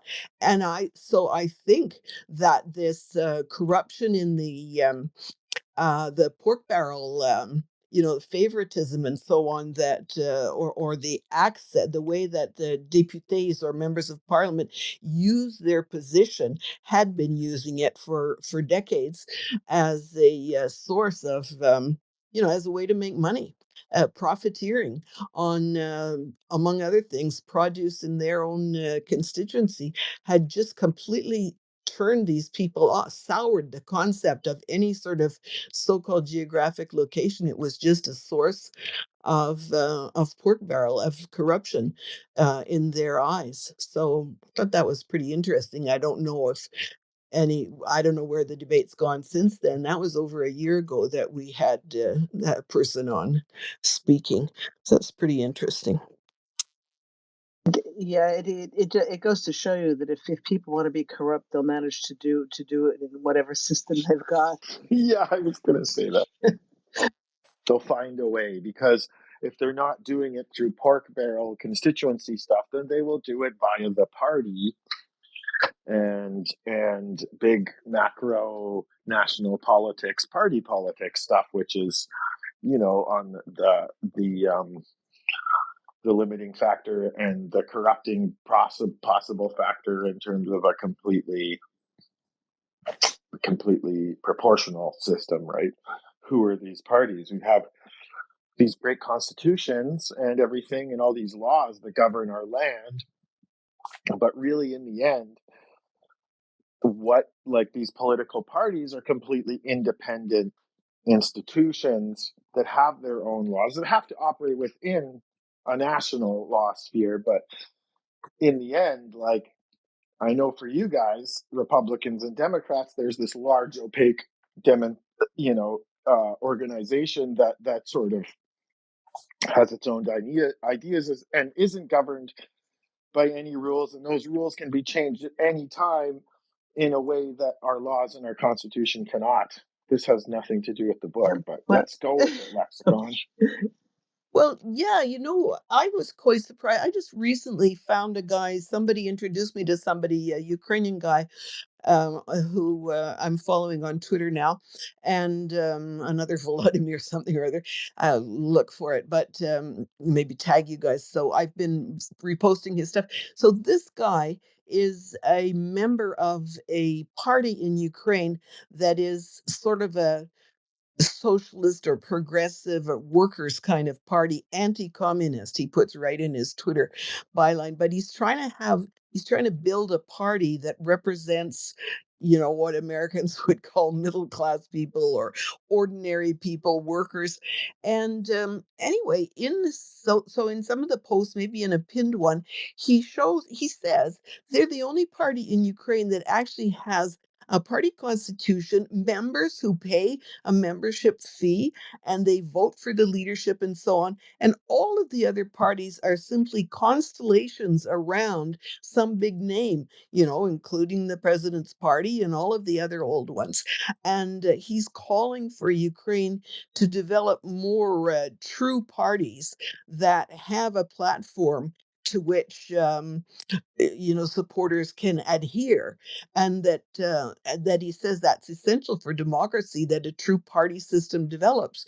So I had sort of not thought about that, or not realized. I mean, it's pretty obvious that it probably would have been that. And so, among other things, aside from building their own party, which is pretty small, I mean, it has several thousand members. I don't know how many, but at any rate, they do a lot of speaking and trying to raise their profile.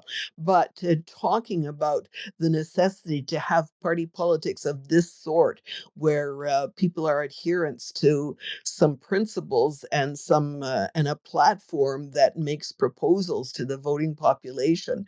So I thought that was intriguing, and I thought it's worth when we do talk to people, reformers and people in NGOs, I wonder how much discussion there is of developing a system of political parties that are political in the sense of being programmatic and having, principles and programs. So that's all I had. Back to you. Yeah, thanks, Lexicon. This also reminds me of something that I think it was John Adams said about the American form of government, but it pertains to any kind of democracy. That it's a good form of government for moral and ethical people, and completely unsuited to any other.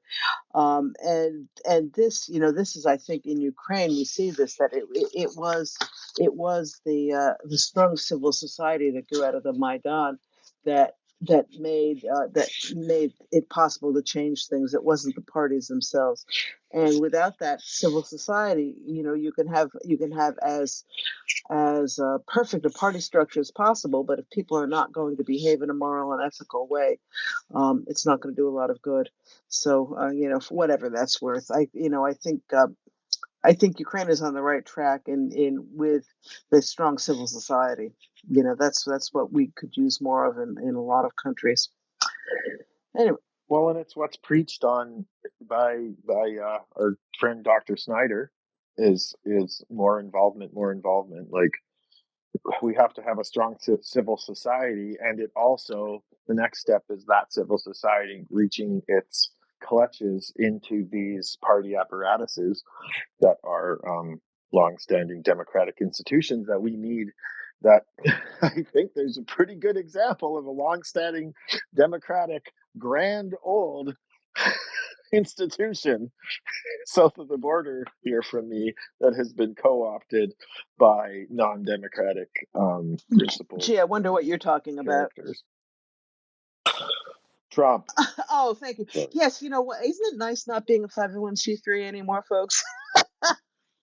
But yeah, no, it's yeah, and again, we need.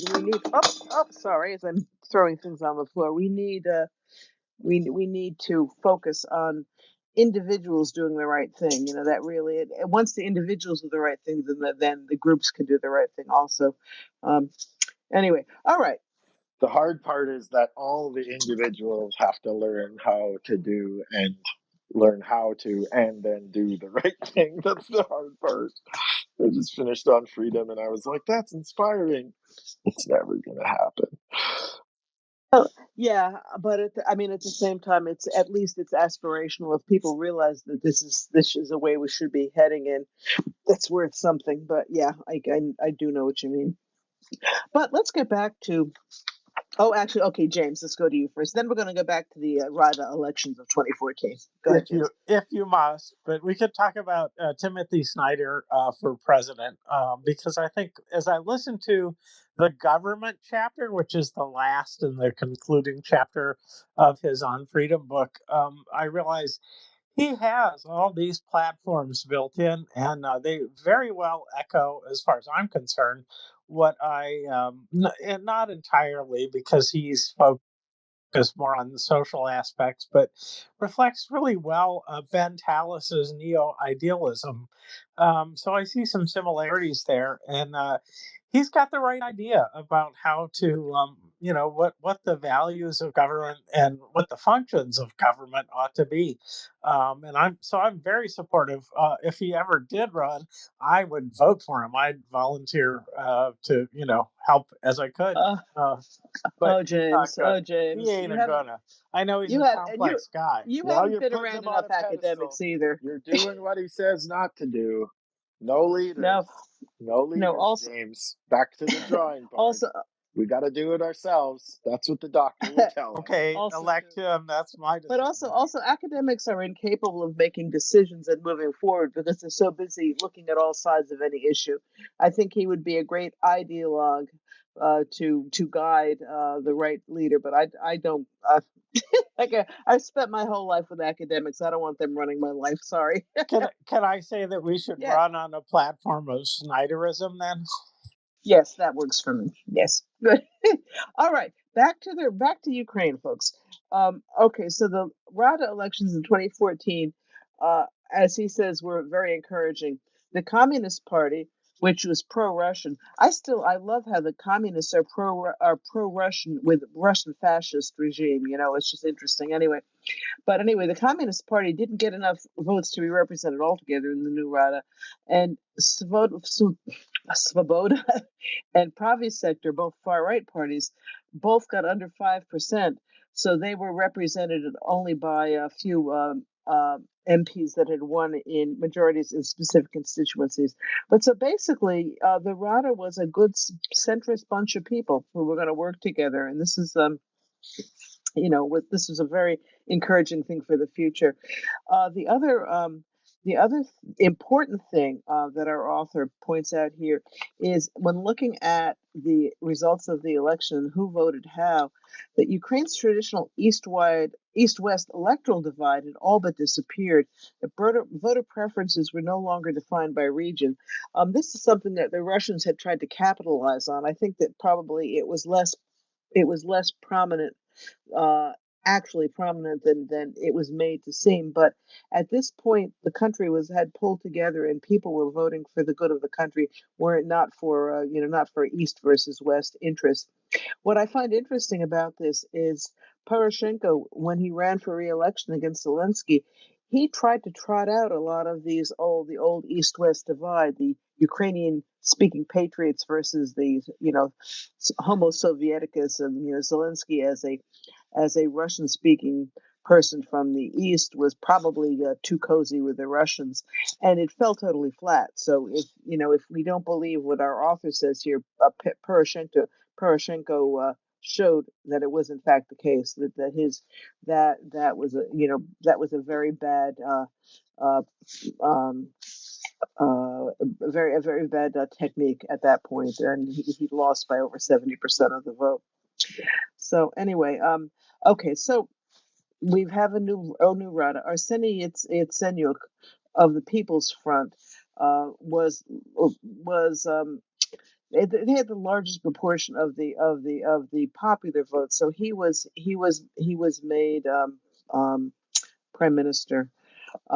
The five nominally pro-Maidan factions formed a coalition for reforms, and this was great. The coalition forming was important.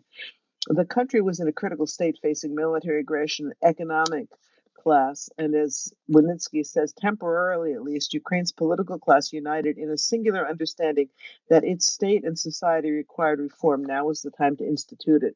They started out really very ambitiously. I used to speak English anyway. In the next part of the chapter, it's called Revolutionary Reform. There was a reform plan that had 62 priority measures grouped into 18 key areas. Remember, this is in the midst of a very dire economic situation, so it really says a lot about the commitment to reform that the whole country had. That they weren't just focusing on the economy; they were in the midst of trying to get the economy back on track. They were very, very laser focused on reforms in all sorts of areas. The areas were elections, education, energy, taxation, this covers everything, policing, public procurement, health, the prosecution service and the judiciary, security and defense, local government, meaning decentralization, and public service. Monitoring frameworks for each goal were established, and a National Reform Council was created to coordinate all of this. And one of the important things about the post-Maidan government was the number of people from private entrepreneurs, private businesses, who really volunteered and took massive pay cuts to become part of the government to try to help push these reforms through. One of them was the secretary of this reform council was Dmitry Shimkiv, who was the former director of Microsoft Ukraine and a Maidan activist. He was made the deputy head of presidential administration. So in the next few years, they really made significant progress, but there was a problem that it was poorly communicated to the public. So there was a lot of skepticism. I think partly based on Ukrainians' previous experience with corrupt government. Was if in the absence of really in your face demonstration that things were going well, you tend to assume things are going badly. And as this went on, the ruling elite's appetite for further reform gradually evaporated. And by 2019, the shift in attention was to the upcoming elections, which included the presidential election. Of the reforms and of things that had happened, in 2015, they did sign a EU association agreement, which had been, part of the catalyst for the beginning of the Revolution of Dignity. 2017, visa-free travel rights to the EU were granted, which was a big thing in terms of free travel for students to be able to study in other European universities, for example, just having more connection with Western Europe. But other structural reforms had stalled, and there were unfulfilled promises to the IMF. This was particularly dangerous. In 2017, there was a $1 billion tranche that was delayed as a result of unfulfilled promises to the IMF about reforms, and there was a danger of the cancellation of the program altogether. By 2015, Ukraine was significantly poorer than at the end of the is that right? At the end of the Yanukovych regime? That doesn't seem right to me. In terms of Well, I would say probably in terms of GDP, okay. like at the end of the Yanukovych, like Yanukovych stripped it all bare down to 100,000 shekels. But overall, they still had a better potential than Donbass and reforms and economic shock. Good point. Good point. Yeah, decline in industrial production and doubling of consumer prices. Yeah, you're absolutely right. There was probably more cash in government coffers at this point, but the other economic indicators were worse. There was and this was a huge thing. For a country that people didn't make massive amounts of money. Doubling in consumer prices, which went along with a threefold decline in the value of the currency.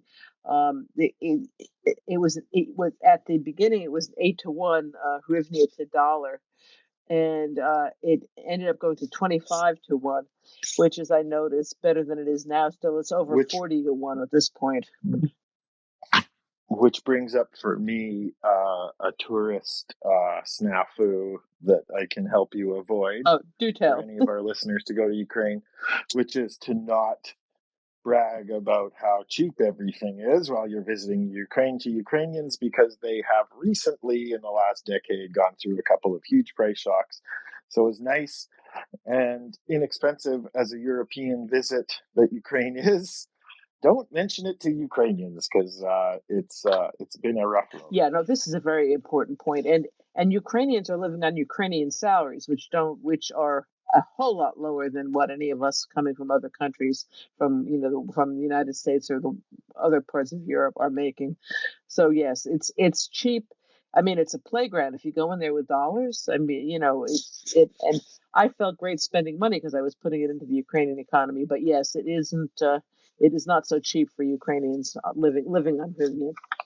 Yes, thank you. Yep. I have never eaten so well as my month. Yes. year. Well, and I have never had such great coffee. I went into a Starbucks on Saturday. I was meeting somebody for lunch, and then it was early, so I went. I got a flat white, which I had learned to love in Ukraine. It's not something that we used to have here.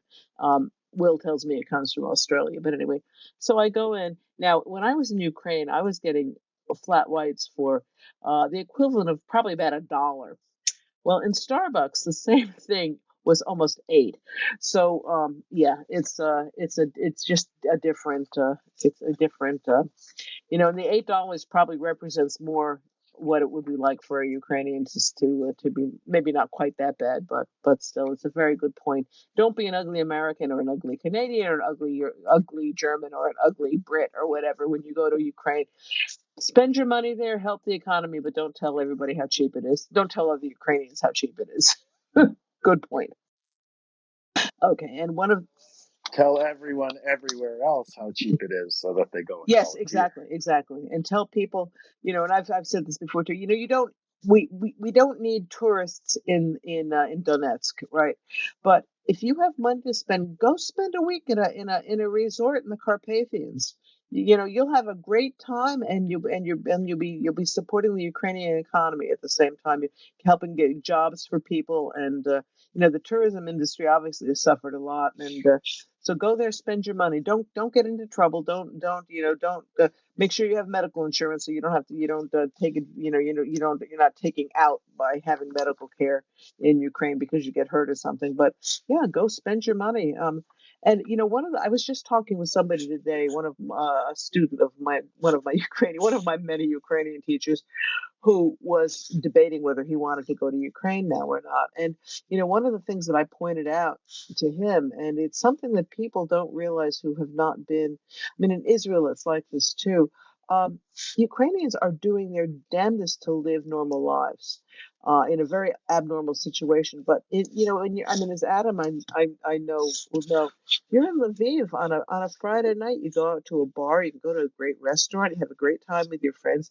There may be an air alert. You may have to, and if it's bad enough, you may have to go to a shelter. But there are a lot of wonderful things to spend your money on in Ukraine, and you can have a nice vacation, and while you're there, volunteer a little bit and do something to help. But even just coming in with your money is appreciated by Ukrainians. So the economy needs all the help it can get at this point. So I very much encourage it, and I'm still trying to nail down my pet sitter. I would be back there already if I could if I could get her nailed down. Looks like it's going to be August or September now, but I'm going to make sure I get myself at least 4 or 5 weeks to spend some time in Ukraine again.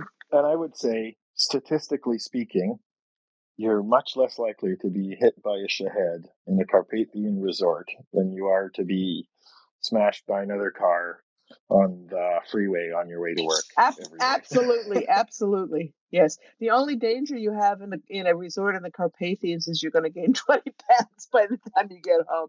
Yeah, no, that's absolutely true. Yeah, no, this was something to this person. I was nervous about going to Ukraine about it being dangerous. And I mean this, I say this, but I really mean, I felt safer in Ukraine the whole time I was there than I feel at night on the street in Brooklyn. It's everything is relative, but yeah, well, whatever. Okay, enough for the Ukrainian Tourist Board promotional announcement. Let's get back to history here. All right. So, yeah. Oh, okay. So we talk about the doubling of consumer prices, the devaluation of the currency, all bad things. Um, and foreign investment still hadn't really materialized. I mean, this is a continuing story with Ukraine that promises don't seem to get fulfilled all that quickly from other nations. President Zelensky was pointing that out. I'm glad he did. I'm glad he finally, called it for what it is. They've gotten something like 10% of what the United States promised for this calendar year, and I mean that's just. I mean, it's unconscionable. We have the logistics to do it. It just requires some political will to get what was already allocated to where it's going to do some good. But I digress. Anyway, would you like to rant about that, Adam, before I go on? Oh, Adam's off getting a drink. Ranting to a suffocating proportion onto a closed mic. No, it's disgusting. Like, how the hell is this happening? And The only hope I have in my heart is that it's all just like they've got a package ready for November the 6th, and they're not going to be worried about any blowback anymore because it's all lame duck time. And then we're going to be getting billions every week. But that's my only hope that would possibly, it doesn't really justify it in terms of overall morality, but maybe it's a reason. No, I agree with you. That's part of what I'm hoping too. Yeah, they don't, large shipments caught on camera would be just what the bad guys would like to emphasize right now. So this could be. I hope so. Anyway, okay. So in among all of this, because why not? There was also a bank crisis in 2016. 81 banks were brought under special administration by the National Bank of Ukraine.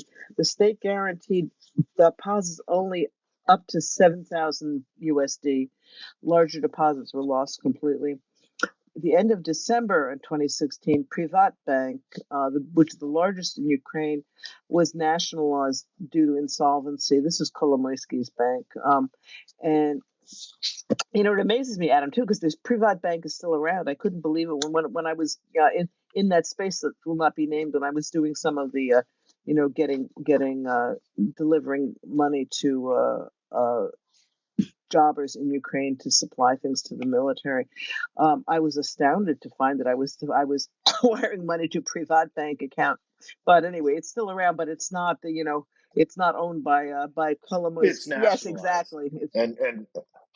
And probably doing a more honest business at this point than it was under an oligarch. It sort of has to have, no matter what. Not to sound like a dirty commie. But. No, and no matter what they're doing, it has to be better than what's going on, because I had heard about this whole scandal, but the extent of it even amazed me.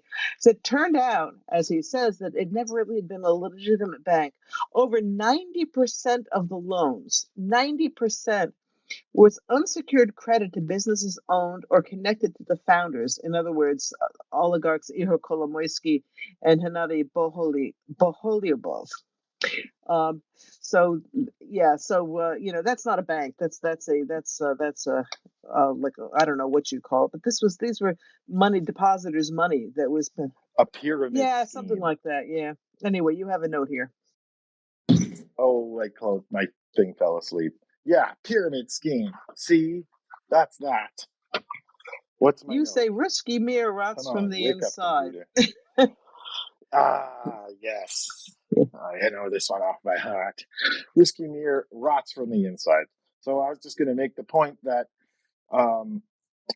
it's very hard to escape. It's a malicious sickness, and it's so hard to escape that some of our previously unaffected Western societies have fallen victim and faced essentially the same crisis of political technologists doing actions to destabilize our democracies, and I just don't think Ukraine should be held to such a high standard as it is a country that's a young democracy that's facing a genocidal, terrible existential crisis. And agreed. So blah. And the difference between Ukraine, for example, and the United States is Ukraine is facing this all head on and is working on it. I mean, we've got. I lost you there. Were you going to say Clarence Thomas? No, I was not going to say. Poor Clarence Thomas. I mean, no, what I was saying to my closed mic was that if you want to see. He's not. Poor. Well, okay, whatever. Shush, drop it. We have a lot of people we can pick on.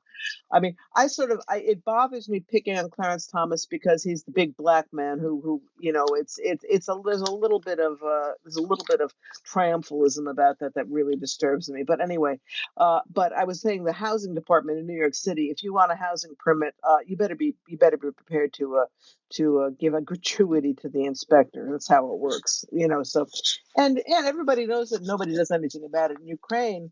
People are up in arms about it, and it's not perfect by any means, and a lot of it still goes on, but people are really fighting, and they want to get rid of it, and they realize it's not something that they want to have in their country in the future. So, yeah, it's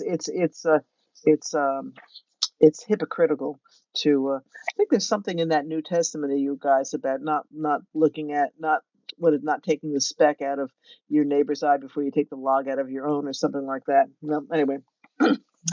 Yeah. Yeah, and something eye of a needle. Well, yeah, that's also exactly.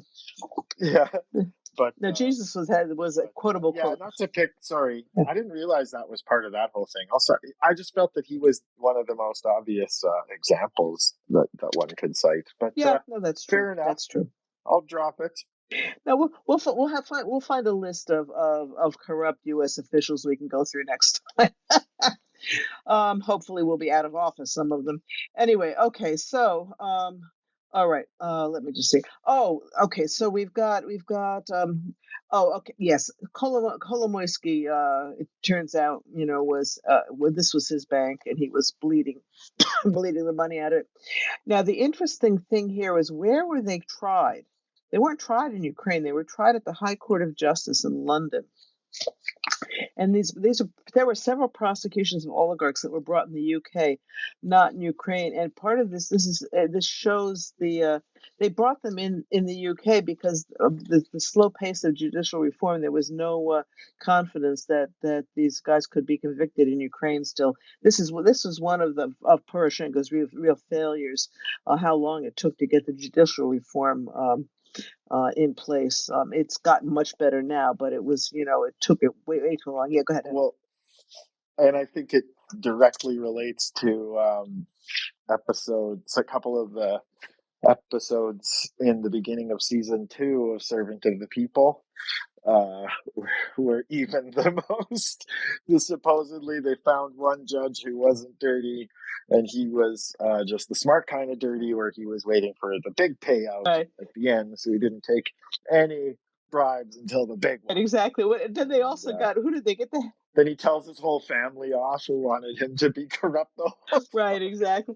And they get, at one time they get this like defrocked Orthodox priest. Like, he was the only one they could find who wasn't corrupt. Is that the same guy? He reads all. Yeah, I think that's hysterical. Reads all the opinions or whatever in this as a chant. It was very funny show.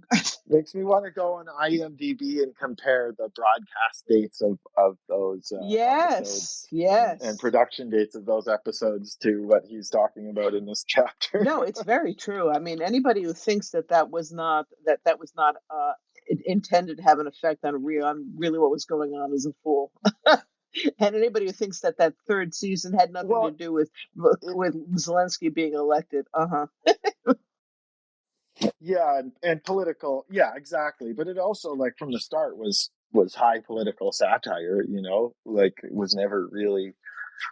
That's what I love about the show. It's so lovable, and the characters have their foibles. So it's basically a sitcom that's also high political satire. Yeah, exactly. It was brilliant. It really was brilliant. And this was Zelensky's, brainchild. So anybody who thinks, he was just a comedian, the man is a genius. I mean, he really.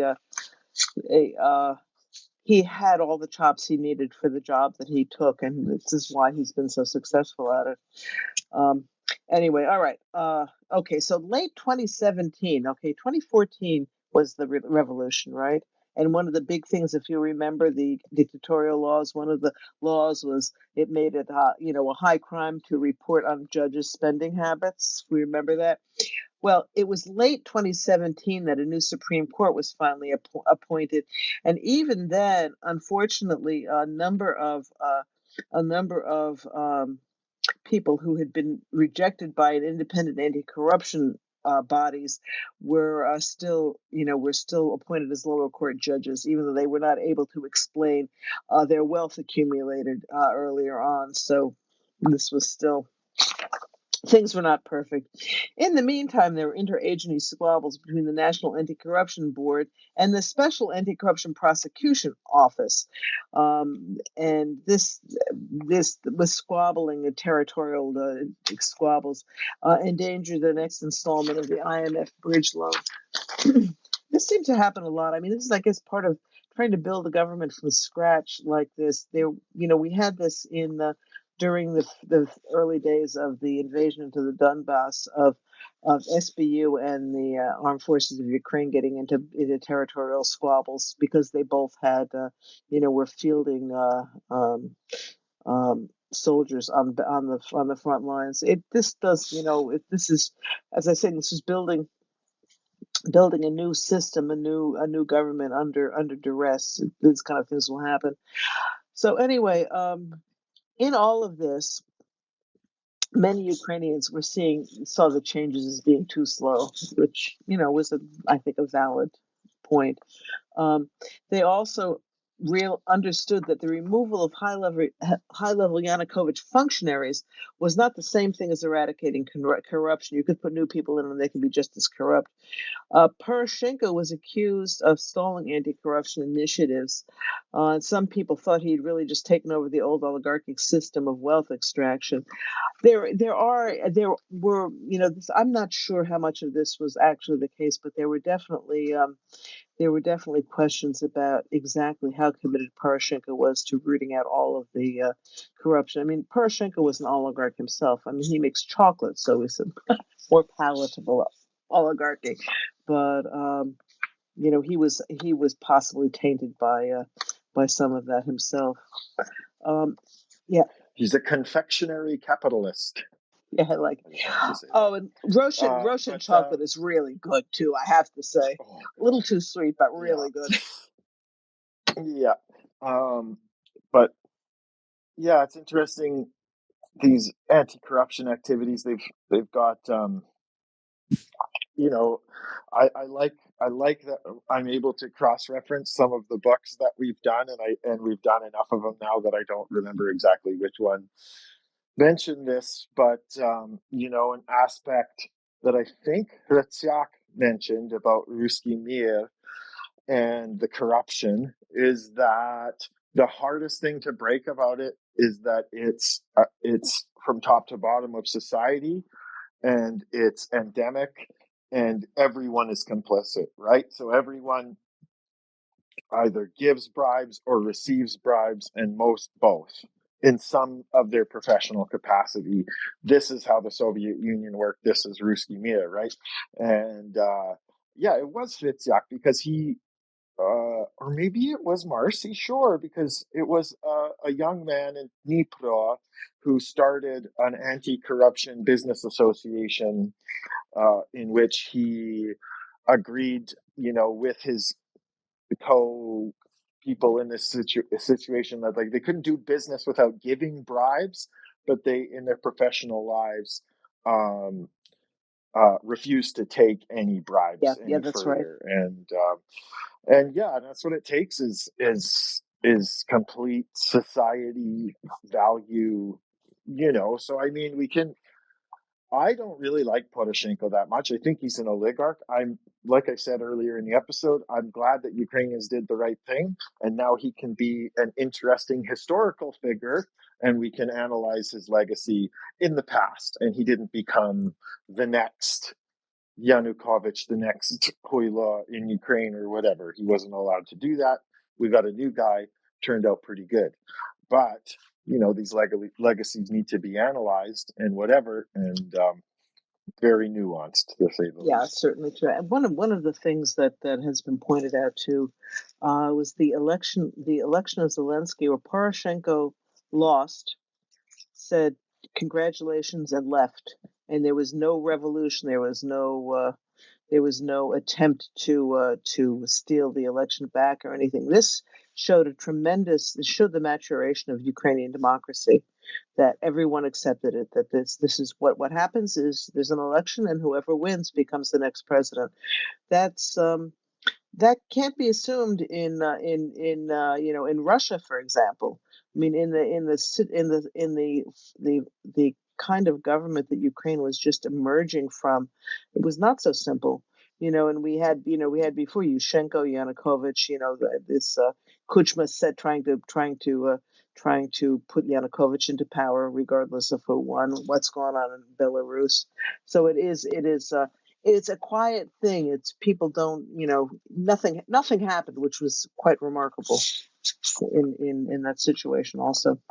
Okay, so we're getting now into 2018. European Commission is noting that there's been a growth in the economy. This progress has been made against corruption, although more is needed. There was economic growth. The currency is stabilizing, and Ukraine was able to actually return to international capital markets, which was a big thing, obviously. And there was significant government savings with reform of various sectors. I remember the government procurement sector. He pointed out specifically saved a lot of money by reform, not necessarily corruption even, but just by structuring things better. And this was a major issue. The economy transformed from a dependence on extractive industry exports, steel, pig iron, fertilizers, that kind of thing, to the modern economy now in Ukraine, which is based on services, high tech, and agricultural exports, and manufacturing for domestic consumption. Almost every young Ukrainian I know is in IT. And this is not this. This is in the last few years. And many of it, working for international companies that reach far beyond Ukraine. And Same experience here. Mhm. So many just smart people in general, and so many people who work from home internationally in a technical capacity. And I would just like to say to Volya and all the Moskals, this is what you get for starting a war against a young country that is mobilized and extremely intelligent and adaptive. It's an amazing accomplishment. Out of all of the stuff that we've gone across in this chapter, I feel like this economic transformation to a service high-tech economy during this turbulent time is unbelievable and so amazing, and just speaks to their tenacity and intelligence and education. That is all. Yeah, exactly. I mean, and part of why it was possible is because Ukrainians, as far as I can tell, have always valued education very highly, and even in the worst of times, there was a high percentage of Ukrainians who pursued higher education. So they had the educated populace to who were able to take off with this. Also, I don't know about Adam, I don't know about you, but one of the things I noticed too very much was among younger Ukrainians, 40 and under, that really have no patience for corruption. I mean, it's really it's an anger. It's a burning, insistence that this is not going to happen anymore. Which I think when people criticize Ukraine being corrupt, they're not really seeing what's going on in the country. They're seeing a legacy that's being dealt with. But younger Ukrainians, for the most part, at least the ones I've run into, to a person, are not at all interested in getting it. They fight against it. They take they they they sometimes get about a less positive outcome of certain things because they absolutely refuse to be involved in paying bribes. I think President Zelensky was like that. His family wouldn't pay bribes to get him into the top international relations school in Moscow. The way he had the intelligence for it, but they didn't pay for it. So he went to his local town law school. And that is the attitude among especially young Ukrainians. And I think, Thank God. yeah, right, exactly. Slava Bohu. Okay. Anyway, let's see. Where was I now? Okay, so we said 10 consecutive quarters of moderate growth were happening during this period as growth of the IT sector and the new neo-bourgeois elite, he calls it. This is the creative class. These were the people who were so important on the Maidan. This was really the catalyst for a lot of this, with those upwardly mobile young, as he calls the creative class, the educated young people who with the abilities, with the way of thinking differently and coming up with new ideas and new ways of doing things that made such a big difference. But the transformation was far from complete, and new institutions based on the idea of Maidan had yet to be constructed. Now, remember, he's writing this in what, when was it, 2019, I guess. So things have changed a bit since then, but that was, I think that's still valid. Okay, and Adam. Yes, and I think, um, and yeah, so yeah, to the point being is that at some point in the next chapter he says, at the time of writing of this book, Poroshenko's election as the next president of Ukraine is far from, so what we see is this book is like a snapshot in time of right before Zelensky was elected. So my point was the election of Zelensky, yet another unifying west-facing presidential candidate, and the continued success despite economic success, despite this frozen conflict, showed a trajectory after the publication of the book of success that was also seen by the Moscow's. And I think it's another reason for the inexplicable blunder that is the SMO, as they call it. Did Huila feel that he only had a limited time before Ukraine on its own became enough of a powerhouse to drive them out of their sovereign territory, without any sort of this invasion, the full scale happening, right? So people question the timing, and people question, why did they do this? It's like, for all of the realists out there, we'll get into it later. Go ahead, Lexicon. I'm going ahead of chapters, but it's just something that Michael says later. Well, that's really I'm interesting. trying to pretend like I'm saying it. Yeah, that's really interesting, Adam, because we're used to, journalists from this side of the pond not knowing anything about Ukraine. I can remember at the beginning of this, Bill Browder saying, "Why in the world does Russia want to go into this poor little country next door? It doesn't have anything Russia wants." I mean, he sure changed his, he learned stuff, got religion. But I was pretty astounded at Bill Browder being so ill informed. So this is not a guy who's generally ill informed, except with respect to Ukraine, along with everybody else. But that to say that while we're used to all kinds of people knowing nothing about Ukraine and all the resources and intellect that's there, that is not the case of Russia. Coelho knew very well what there was there. I mean, and they've known all along. All this stuff that we cite about if there's no Ukraine, there's no empire anymore.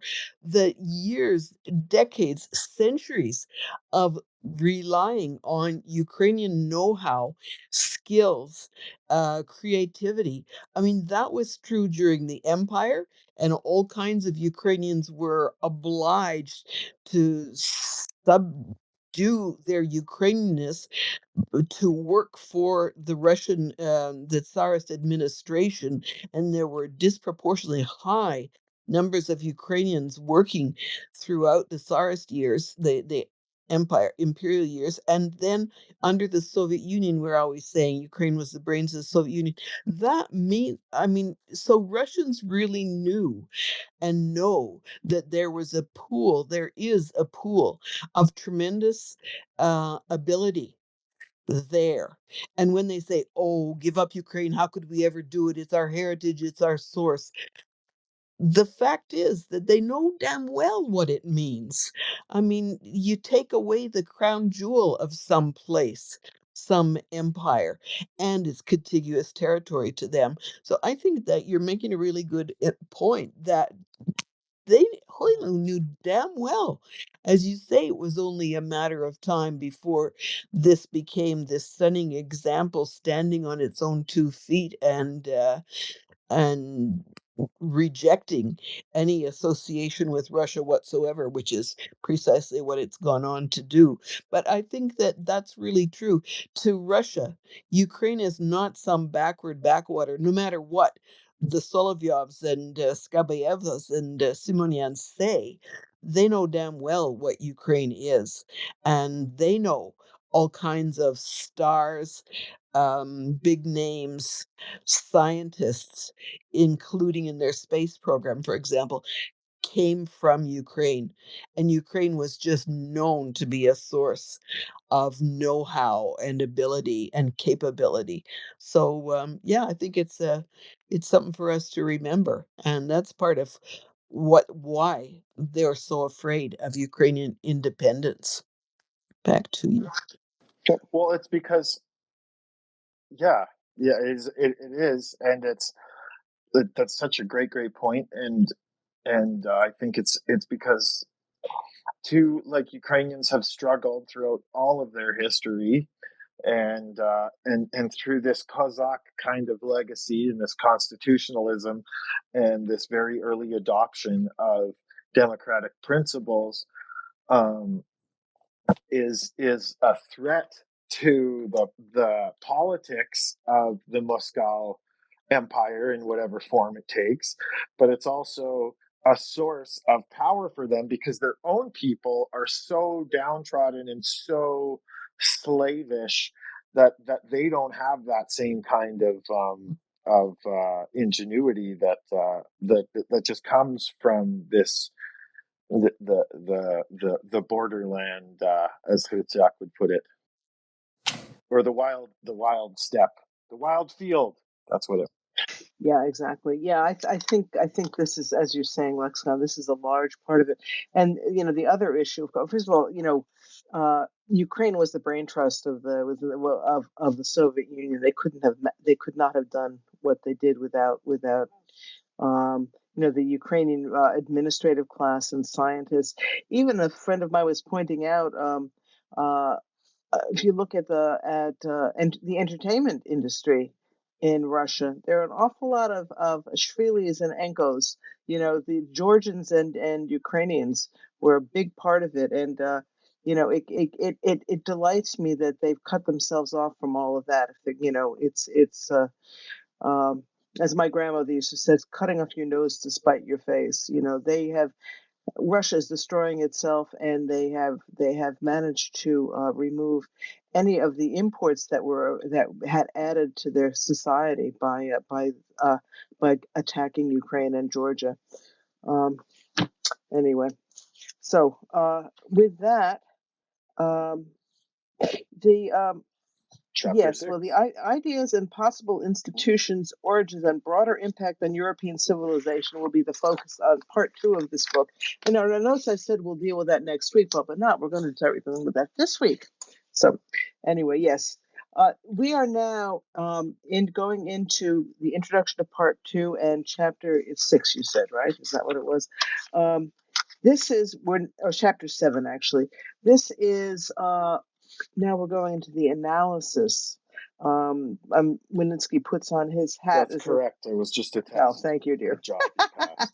Oh, I'm so pleased. This is Wynnyckyj is puts on his hat as a social scientist now, and has, really illuminating look at how revolutions were defined in the past, and what about and his take on the revolution of dignity. I'm not gonna spill the beans. We'll we'll get there. But anyway, It's awesome. it's awesome. It is awesome. Yes. Okay. Introduction to part 2. 2014 was a pivotal point in more than just the history of Ukraine. It was not just something that happened in Ukraine. There was a Russian-sponsored war that we know about, and part of the result of that was a revitalized NATO. The UN and the Organization for Security, and OSCE, Organization for Security and in Europe. Cooperation. Thank you. Their effectiveness was brought into question. The functionality of global order as established after the fall of the Soviet Union was all in question. And by 2016, the confrontation between Russia and West was increasingly resembling the Cold War, back to the Cold War days. And another big part of the aftermath was political instability, with Russia interfering in the 2016 U.S. Presidential election, Kremlin backing of far-right parties in Europe, the assassination chemical assassinations in the UK, and since the book, Can, can we take a moment to to just appreciate how prescient this list is? This was yes, written in 2018, and I'm looking at this year list of all this stuff that he lists, and it's just like, yes, it's like now, but more. Now is just more of that and bigger of that. Geez, that's scary. No, that is very true. I mean, I think when this book was published, I'm not sure if I would have thought that NATO was being revitalized. I'm not sure I would have really questioned whether the UN was. I mean, I have my questions because of the UN's treatment of Israel, but still, a lot of the stuff has become much clearer in the intervening years after this book was already published. Yes, which also gives you confidence to accept some of his other theories that might not be might not have as much um, information available about them yet. Evidence, that's the word I was looking for. All right, so now one of the things he pointed out, and this is something that really has I mean, I have thought about, I'm sure you have too, Adam, is there were so many turning points in the Revolution of Dignity and the aftermath where things could have happened differently. And he goes through this here. He said, first of all, the Revolution of Dignity didn't need to happen altogether. Yanukovych could have signed the association agreement. If that had happened, there would have been no protests, no crackdown on protesters, no 3-month encampment on the Maidan, no activists with an intense sense of patriotism volunteering for government service.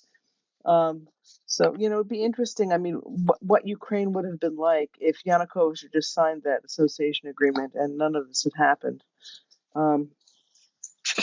It's, we'll never know. Or if it had gone exactly, he also puts up, anyways, I'm jumping ahead, but he also puts up some theories of planning for Novorossiya. And it was also very close to going exactly how that seemed to be planned. Oh yeah, no, there is definitely Russian planning in all of this. He's pointing out things could have been different, but a lot of this, and as Adam says, when we get farther into the chapter, we will see that a lot of what might have been taken as spontaneous at the time was clearly carefully planned ahead of time. So anyway, after the Maidan, Putin could have not ordered special forces into Crimea, could have not conducted a referendum at gunpoint, could not have expanded into the Donbass and the shooting down of the Malaysian Airways Flight 17. On the other hand, with the invasion, Kolomoisky could have not mobilized his resources, and Russian-speaking Ukrainians could have not mobilized against this Novorossiya project. So, there are many different scenarios that could have happened, which in some ways, let's say we wouldn't have wished any of this on anyone, but it could have turned out a lot worse. Ukraine could have ceased to exist in 2014. I mean, that was a real possibility at the time. The fact that Russia didn't take over the entire country was, a confluence of things happening within Ukraine and a lot of luck or blessing or whatever you want to call it. And if the EU and Canada and the US had not imposed sanctions and attempted to broker peace, this whole thing could have been a lot bloodier. But it could also the Russian invasion into Ukraine could have remained localized, and it would not necessarily have started a global conflict between Russia and the West. Ukraine would have been sacrificed as a local thing, and that would have been the end of it if the EU and if sanctions had not been imposed and attempts to get involved and try to make peace. So, as I said, it's not something you would have wished, but fair enough. Yeah, exactly. Sorry to interrupt, but yeah. You have to, otherwise I'll just keep on talking forever. But credit where it's due. Yeah, exactly. Okay, so in the next part of in this book, part 1 was a chronicle of the Maidan, And part two, we'll be getting into the first chapter of part two, and this is the introduction, this is his attempt to contextualize and understand Maidan as a true revolution of importance far beyond Ukraine. Maidan was a punctuation event in the historical process of European civilization's passage from one form to another, a process of social transformation that was simultaneously national bourgeois and postmodern revolution. And he goes into all of this and explains.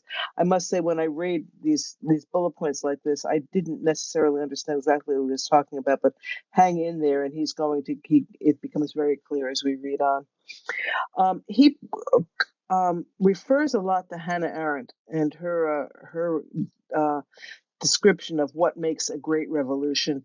And she said that great revolutions, and by this she cites the French Revolution, the American Revolution, the Russian Revolution, are powered by three ideational drivers: historical completion, or trajectory correction, changing the direction the country is going in; political birth, or a transition; and nascence of novel senses. Now, this I didn't understand at all the first time I read it, but we'll get into this and discuss exactly what she means. This is what things that have changed, and part of it is the entrepreneurial class that we see in Ukraine, the change to the IT economy that was not expected at all, and which can have regional and even global importance.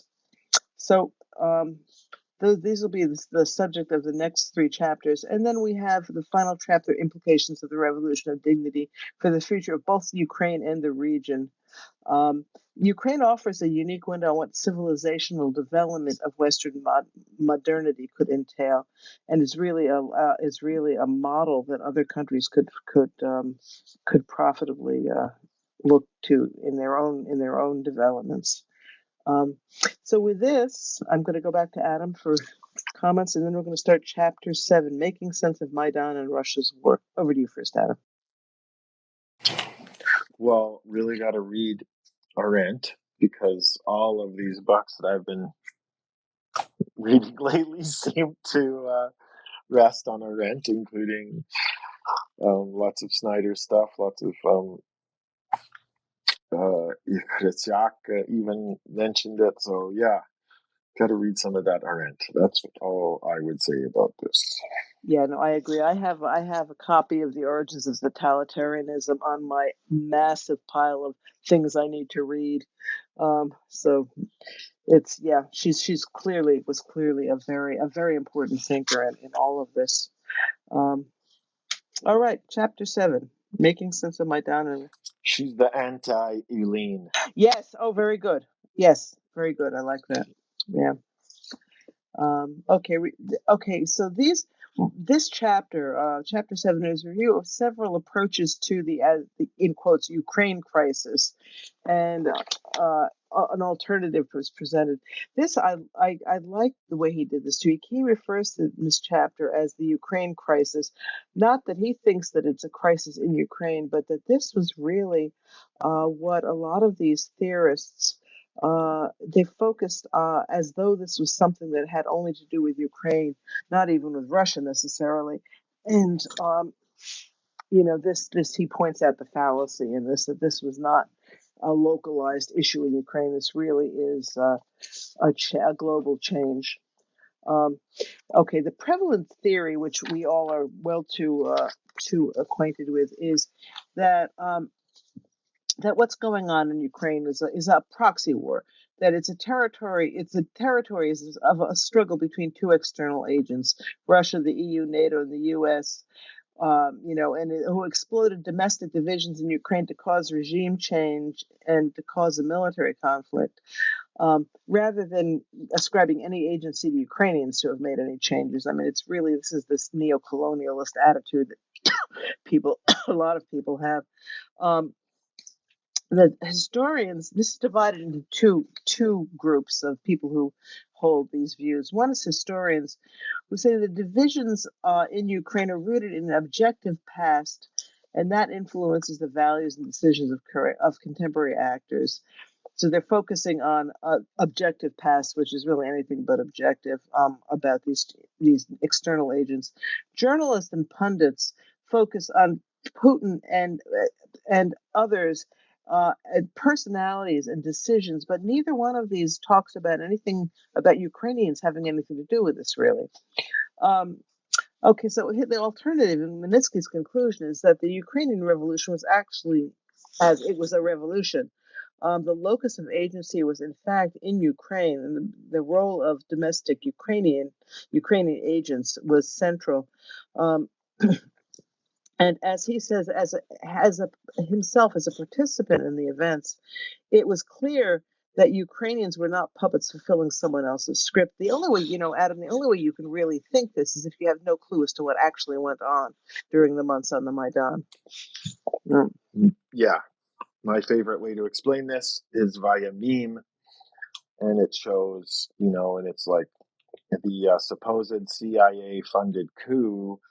And it's a picture of hundreds of Maidan protectors with their plywood shields and hockey helmets and homemade blunt weapons on their thousands and thousands, blockading police action on the Maidan. And it's just that these people are just, that anyone would think would, this has to be an awakening for us.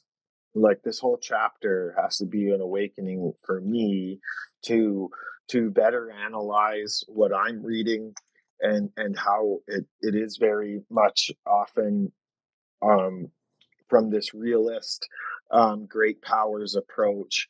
And we've just got to be careful, like, because it's kind of opened my eyes that there's a lot more of this sort of perspective that does not give the people on the ground agency to do what needs to be done, and history is a vast network of individual people's stories.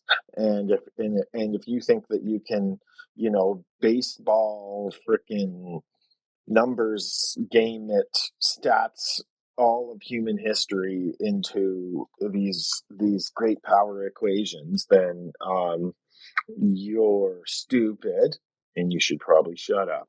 That's the end of my speech. Well said.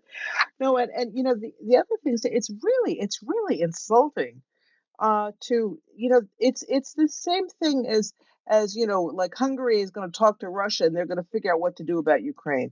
I mean, it's this whole discussion is it doesn't even acknowledge that there are human beings living in Ukraine. It's all about Russia and the NATO or the United States or whatever.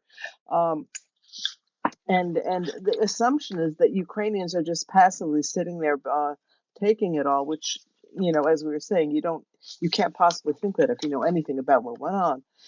So anyway, okay. So Wynnyckyj's conclusion, as I said, the Ukrainian Revolution is a revolution. The locus of agency was in Ukraine, and Ukrainians are not puppets.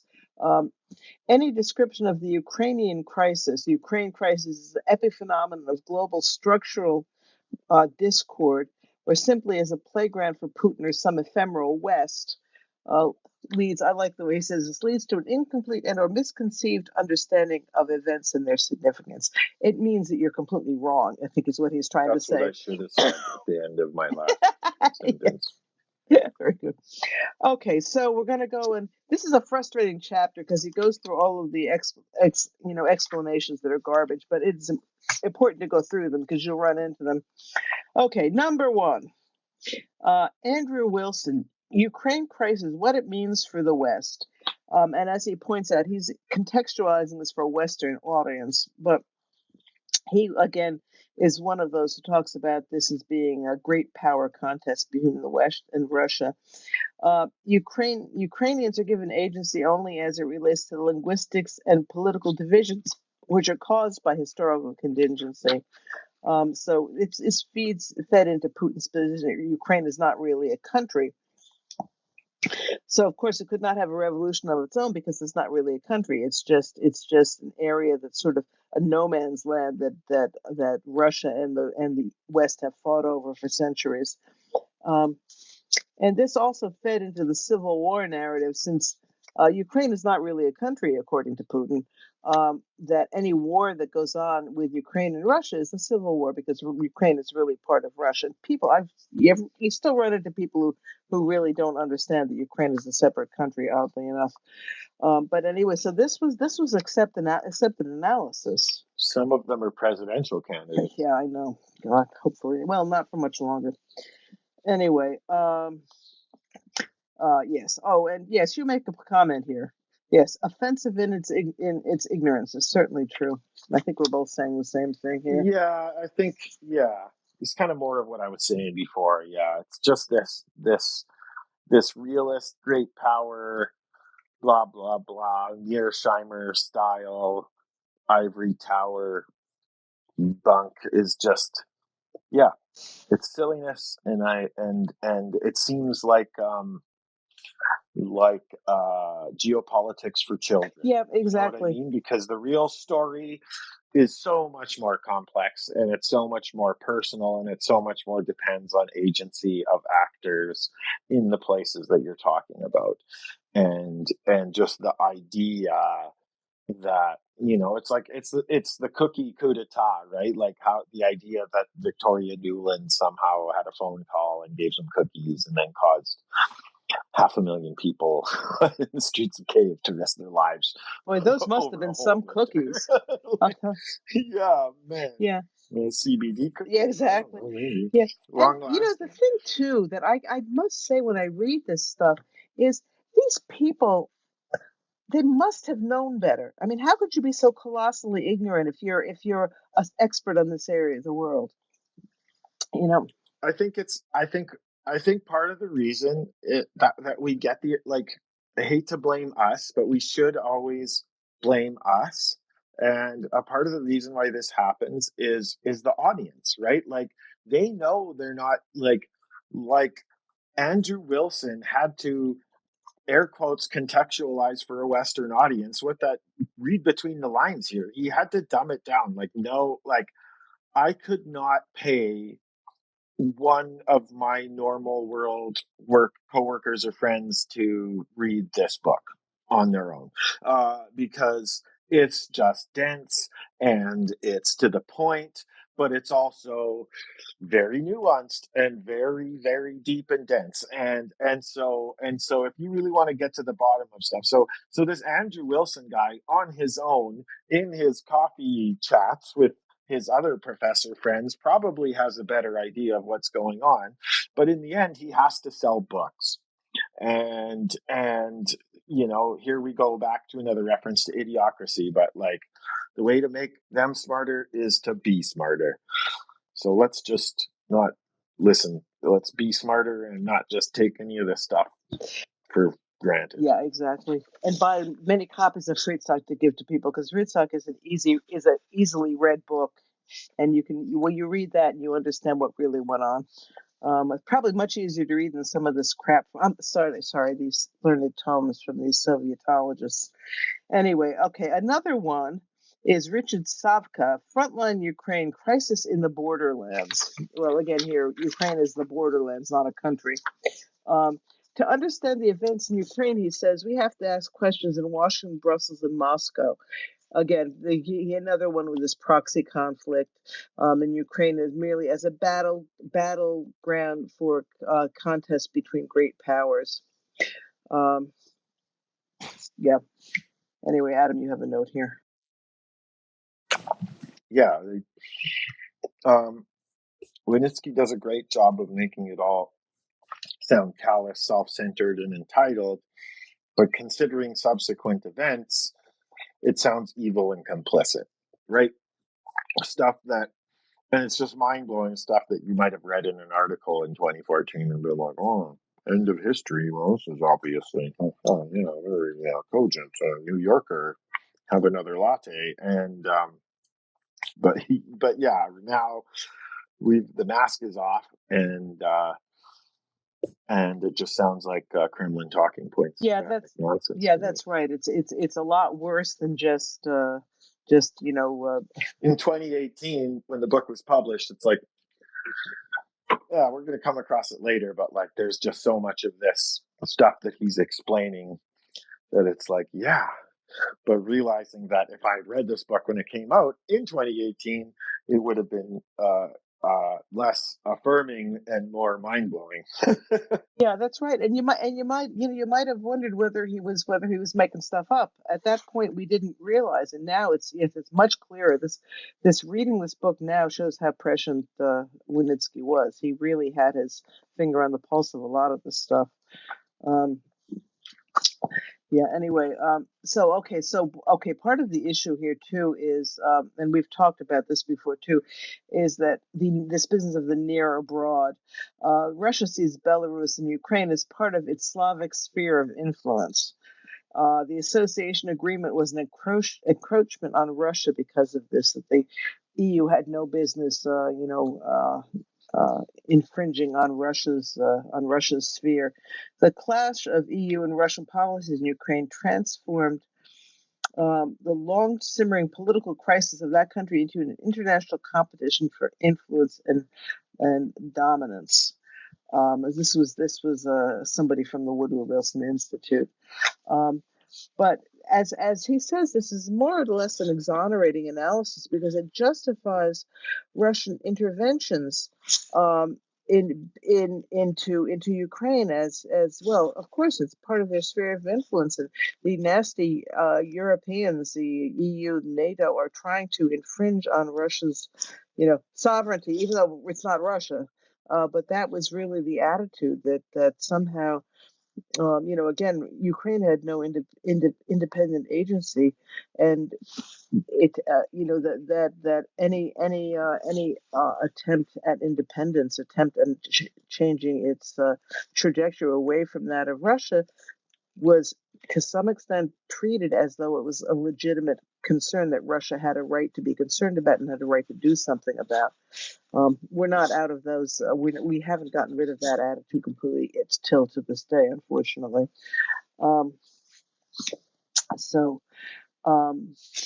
Yeah, as we said, this shows Ukrainians as a pawn in the international game, not actors whose voices warrant attention. So according to this theory, the key to understanding the real causes of the Ukraine crisis, as he calls it, is to understand the underlying causes, which are material interests driving the policy choices of the world's power brokers. Again, nothing about Ukraine.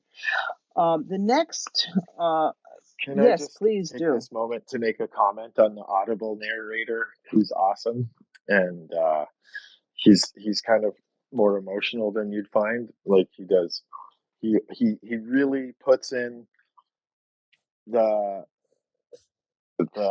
air quotes verbally when he reads this in the Audible, and then he also likes to say ironically. Whenever he says ironically, it's very like, oh yeah, I'm feeling that irony. Oh yeah, good narrator can make all the difference. Yeah, or a bad narrator. But I'm glad this got what it deserved. Anyway, okay, so now we move on to Marxism, because what would an analysis vetting be without the Marxists? And I love this, and this is so true. A lot of this, a lot of these different theories, it shows what happens when you have your philosophical framework firmly entrenched, and you have to jam whatever you're looking at into that framework. Because this is exactly what happened with this first business. And this is what happens with the Marxists too.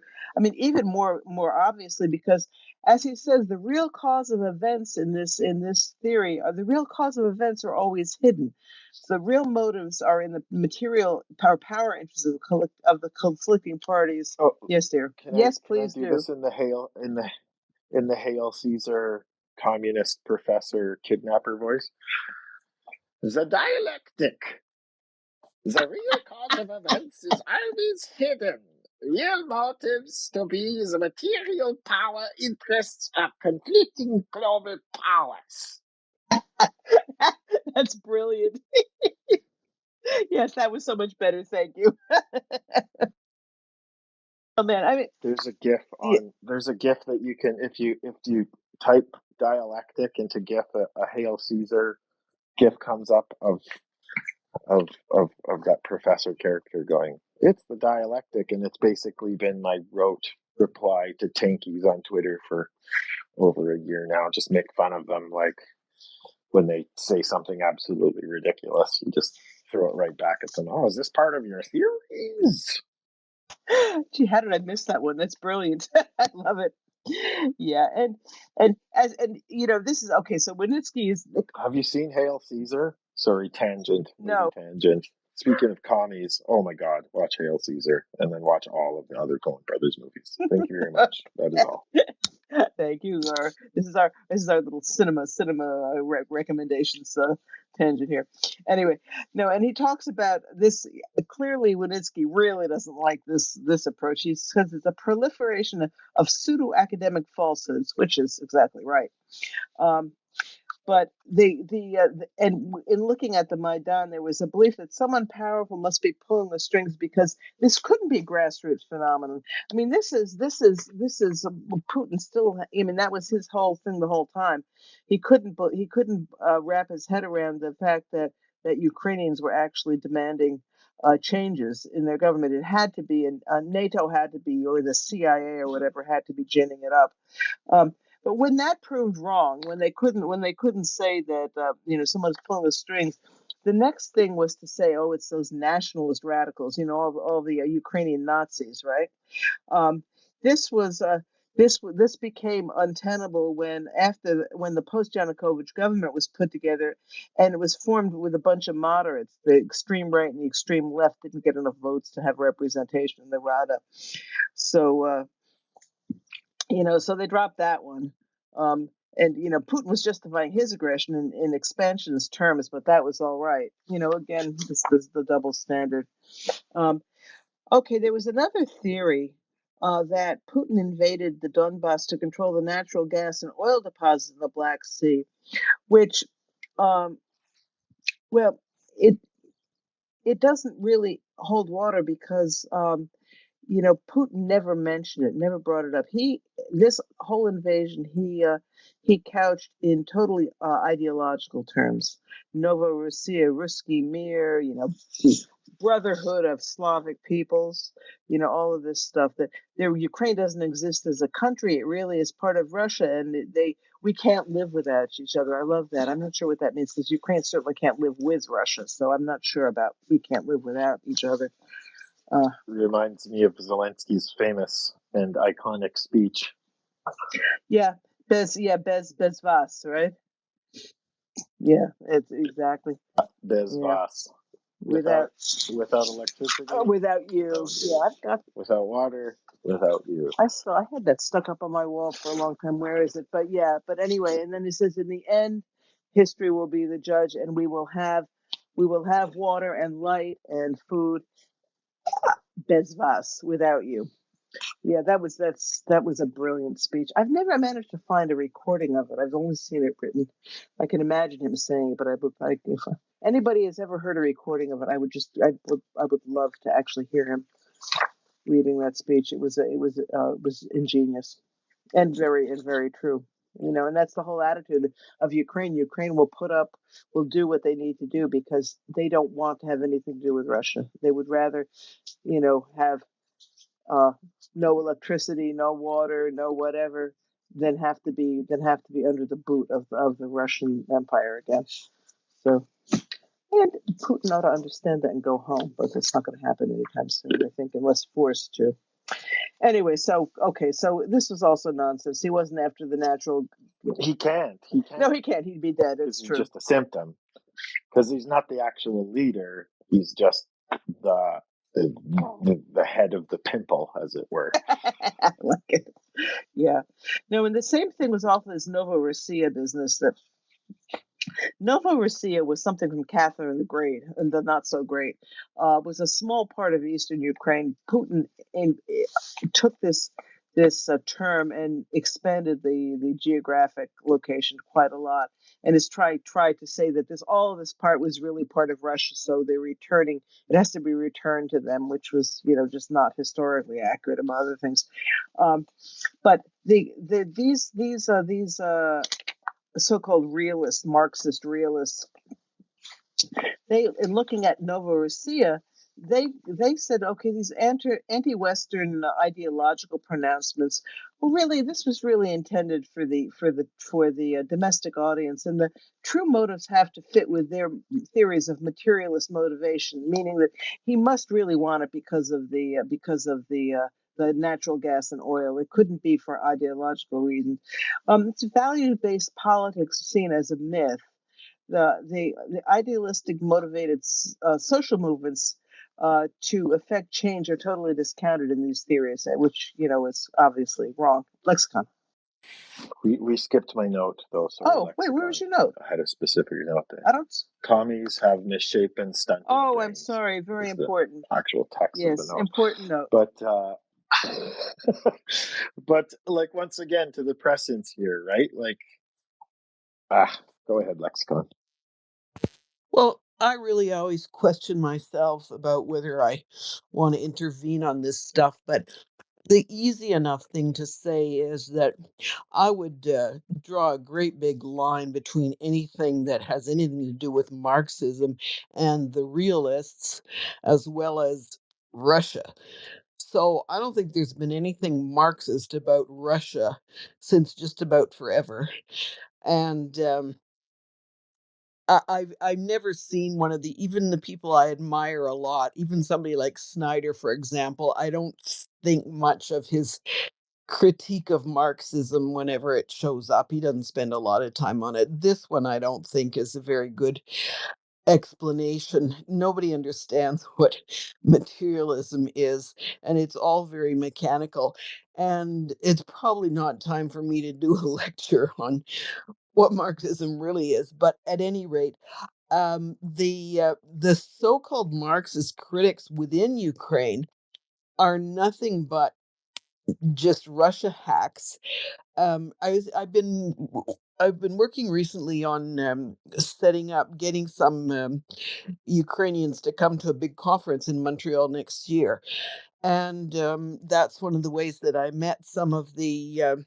So there is a little bit of a sort of a left grouping in Ukraine, and as I said, they're not Marxists and they're not communists; they're anti-communist. But one of the people, well, a person I think who will come, she broke. She had apparently, I learned from one of the historians, had a very public break with these pretend Marxists who um, what my friend explained to me is that well this big shot Marxist who's getting prizes and writing books from a Marxist point of view about Ukraine and trying to find the class content in the conflict. I said, I notice he's not exactly in Ukraine helping the war effort, which is what the woman who broke with him is doing. She's a prof in the UK, and she went with a group of people as soon as the war broke out, and she to see what was going on, and she stayed on to help. And it has, at any rate, that is, of course, the completely contrary to what this guy has done. He hangs out in some German university, I think it is. Well, of course, as my friend said, he can't go back because he's a man of military age. He'd get drafted. But she said his analysis would be that he would have supported the Russians. Well, and it's clear. So, anyway, there's nothing Marxist about them, nor is there about Russia. And to the extent they mounted any sort of and it's very minuscule political viewpoint, they really are completely apologists for Russia. I have never seen anything in their. I've tried to see, well, look, do they do a good analysis of what is the sort of social structure of Ukraine? What are the classes and what are the economic foundations, bases of these classes and so on. But I can't find anything like that. Anyway, they're just appalling. But Yeah, I will say that I don't find these explanations adequate, but I'm perfectly happy with his criticism, his critique of the realists. I guess that Mearsheimer, as Keir Giles likes to call him, um, I guess that he thinks he's some kind of a Marxist or something. I realize I only encountered him with respect to Ukraine just a few years ago and never knew of him before. But he does run around fancying himself as or trying to appeal to left-wing people. But I think that he has no grip on Marxism, on Russia, on geopolitics, on anything. And so at any rate, I'm happy with Wynnyckyj's critique of the pseudo-realists, as we might want to call them.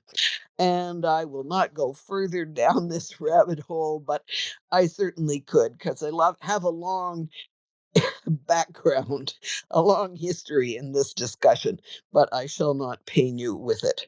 Anyway, I'm with you. Thank, Back thank, to you. yeah, thank you, Lexicon. I have to admit, I have very little handle on what Marxism actually was. So, like your criticism is appreciated. Adam, It's a politics of inevitability, yes, which automatically right, disqualifies it. exactly. We're No, saying it we ain't. need 'em. So, Okay, guys, we'll fight over this next time. We actually got to get well, out of here, Adam. It's already 10 o'clock my time. I don't know where the time has gone. Anyway, do you have any closing thoughts, and then we're gonna get out of here? nope. I think I'm Okay, good. okay. So we are in the middle of discussing this realist. Uh, Alexa, come prepared next time, because like this, you obviously know this stuff a lot better than I do. We will continue with chapter 7, and hopefully we will start into the next chapter, which will be some of Wynnyckyj's actual theoretical framework for how he views the revolution of dignity. And with that, thank you everyone for joining us. Uh, Thank you, Adam. I missed you last week. I'm Thank glad you're back. you. Thank you, Lexicon, for you always, important contributions. I appreciate it. And anyway, so with all that, I will just say Slava Ukraini. Heroyam Slava. I have to mention, and then I will actually. I went into the city yesterday to meet a friend for lunch, and I had my usual Ukraine bling on. Not that much. I have a little bag that says "Stand with Ukraine" or something on it. I have blue and yellow ribbon on my purse. But I'm standing in the elevator, and a guy goes out in front of me, the kid. He goes out. It says "Slava Ukraini." It's the first time that's happened to me in the subways. I was very thrilled. There are supporters out there, even if they're disguised. But with that, so Adam, Slava Ukraini. Heroyam Slava. And thank you, everyone. Побачимо скоро. We'll see you all soon. Good night.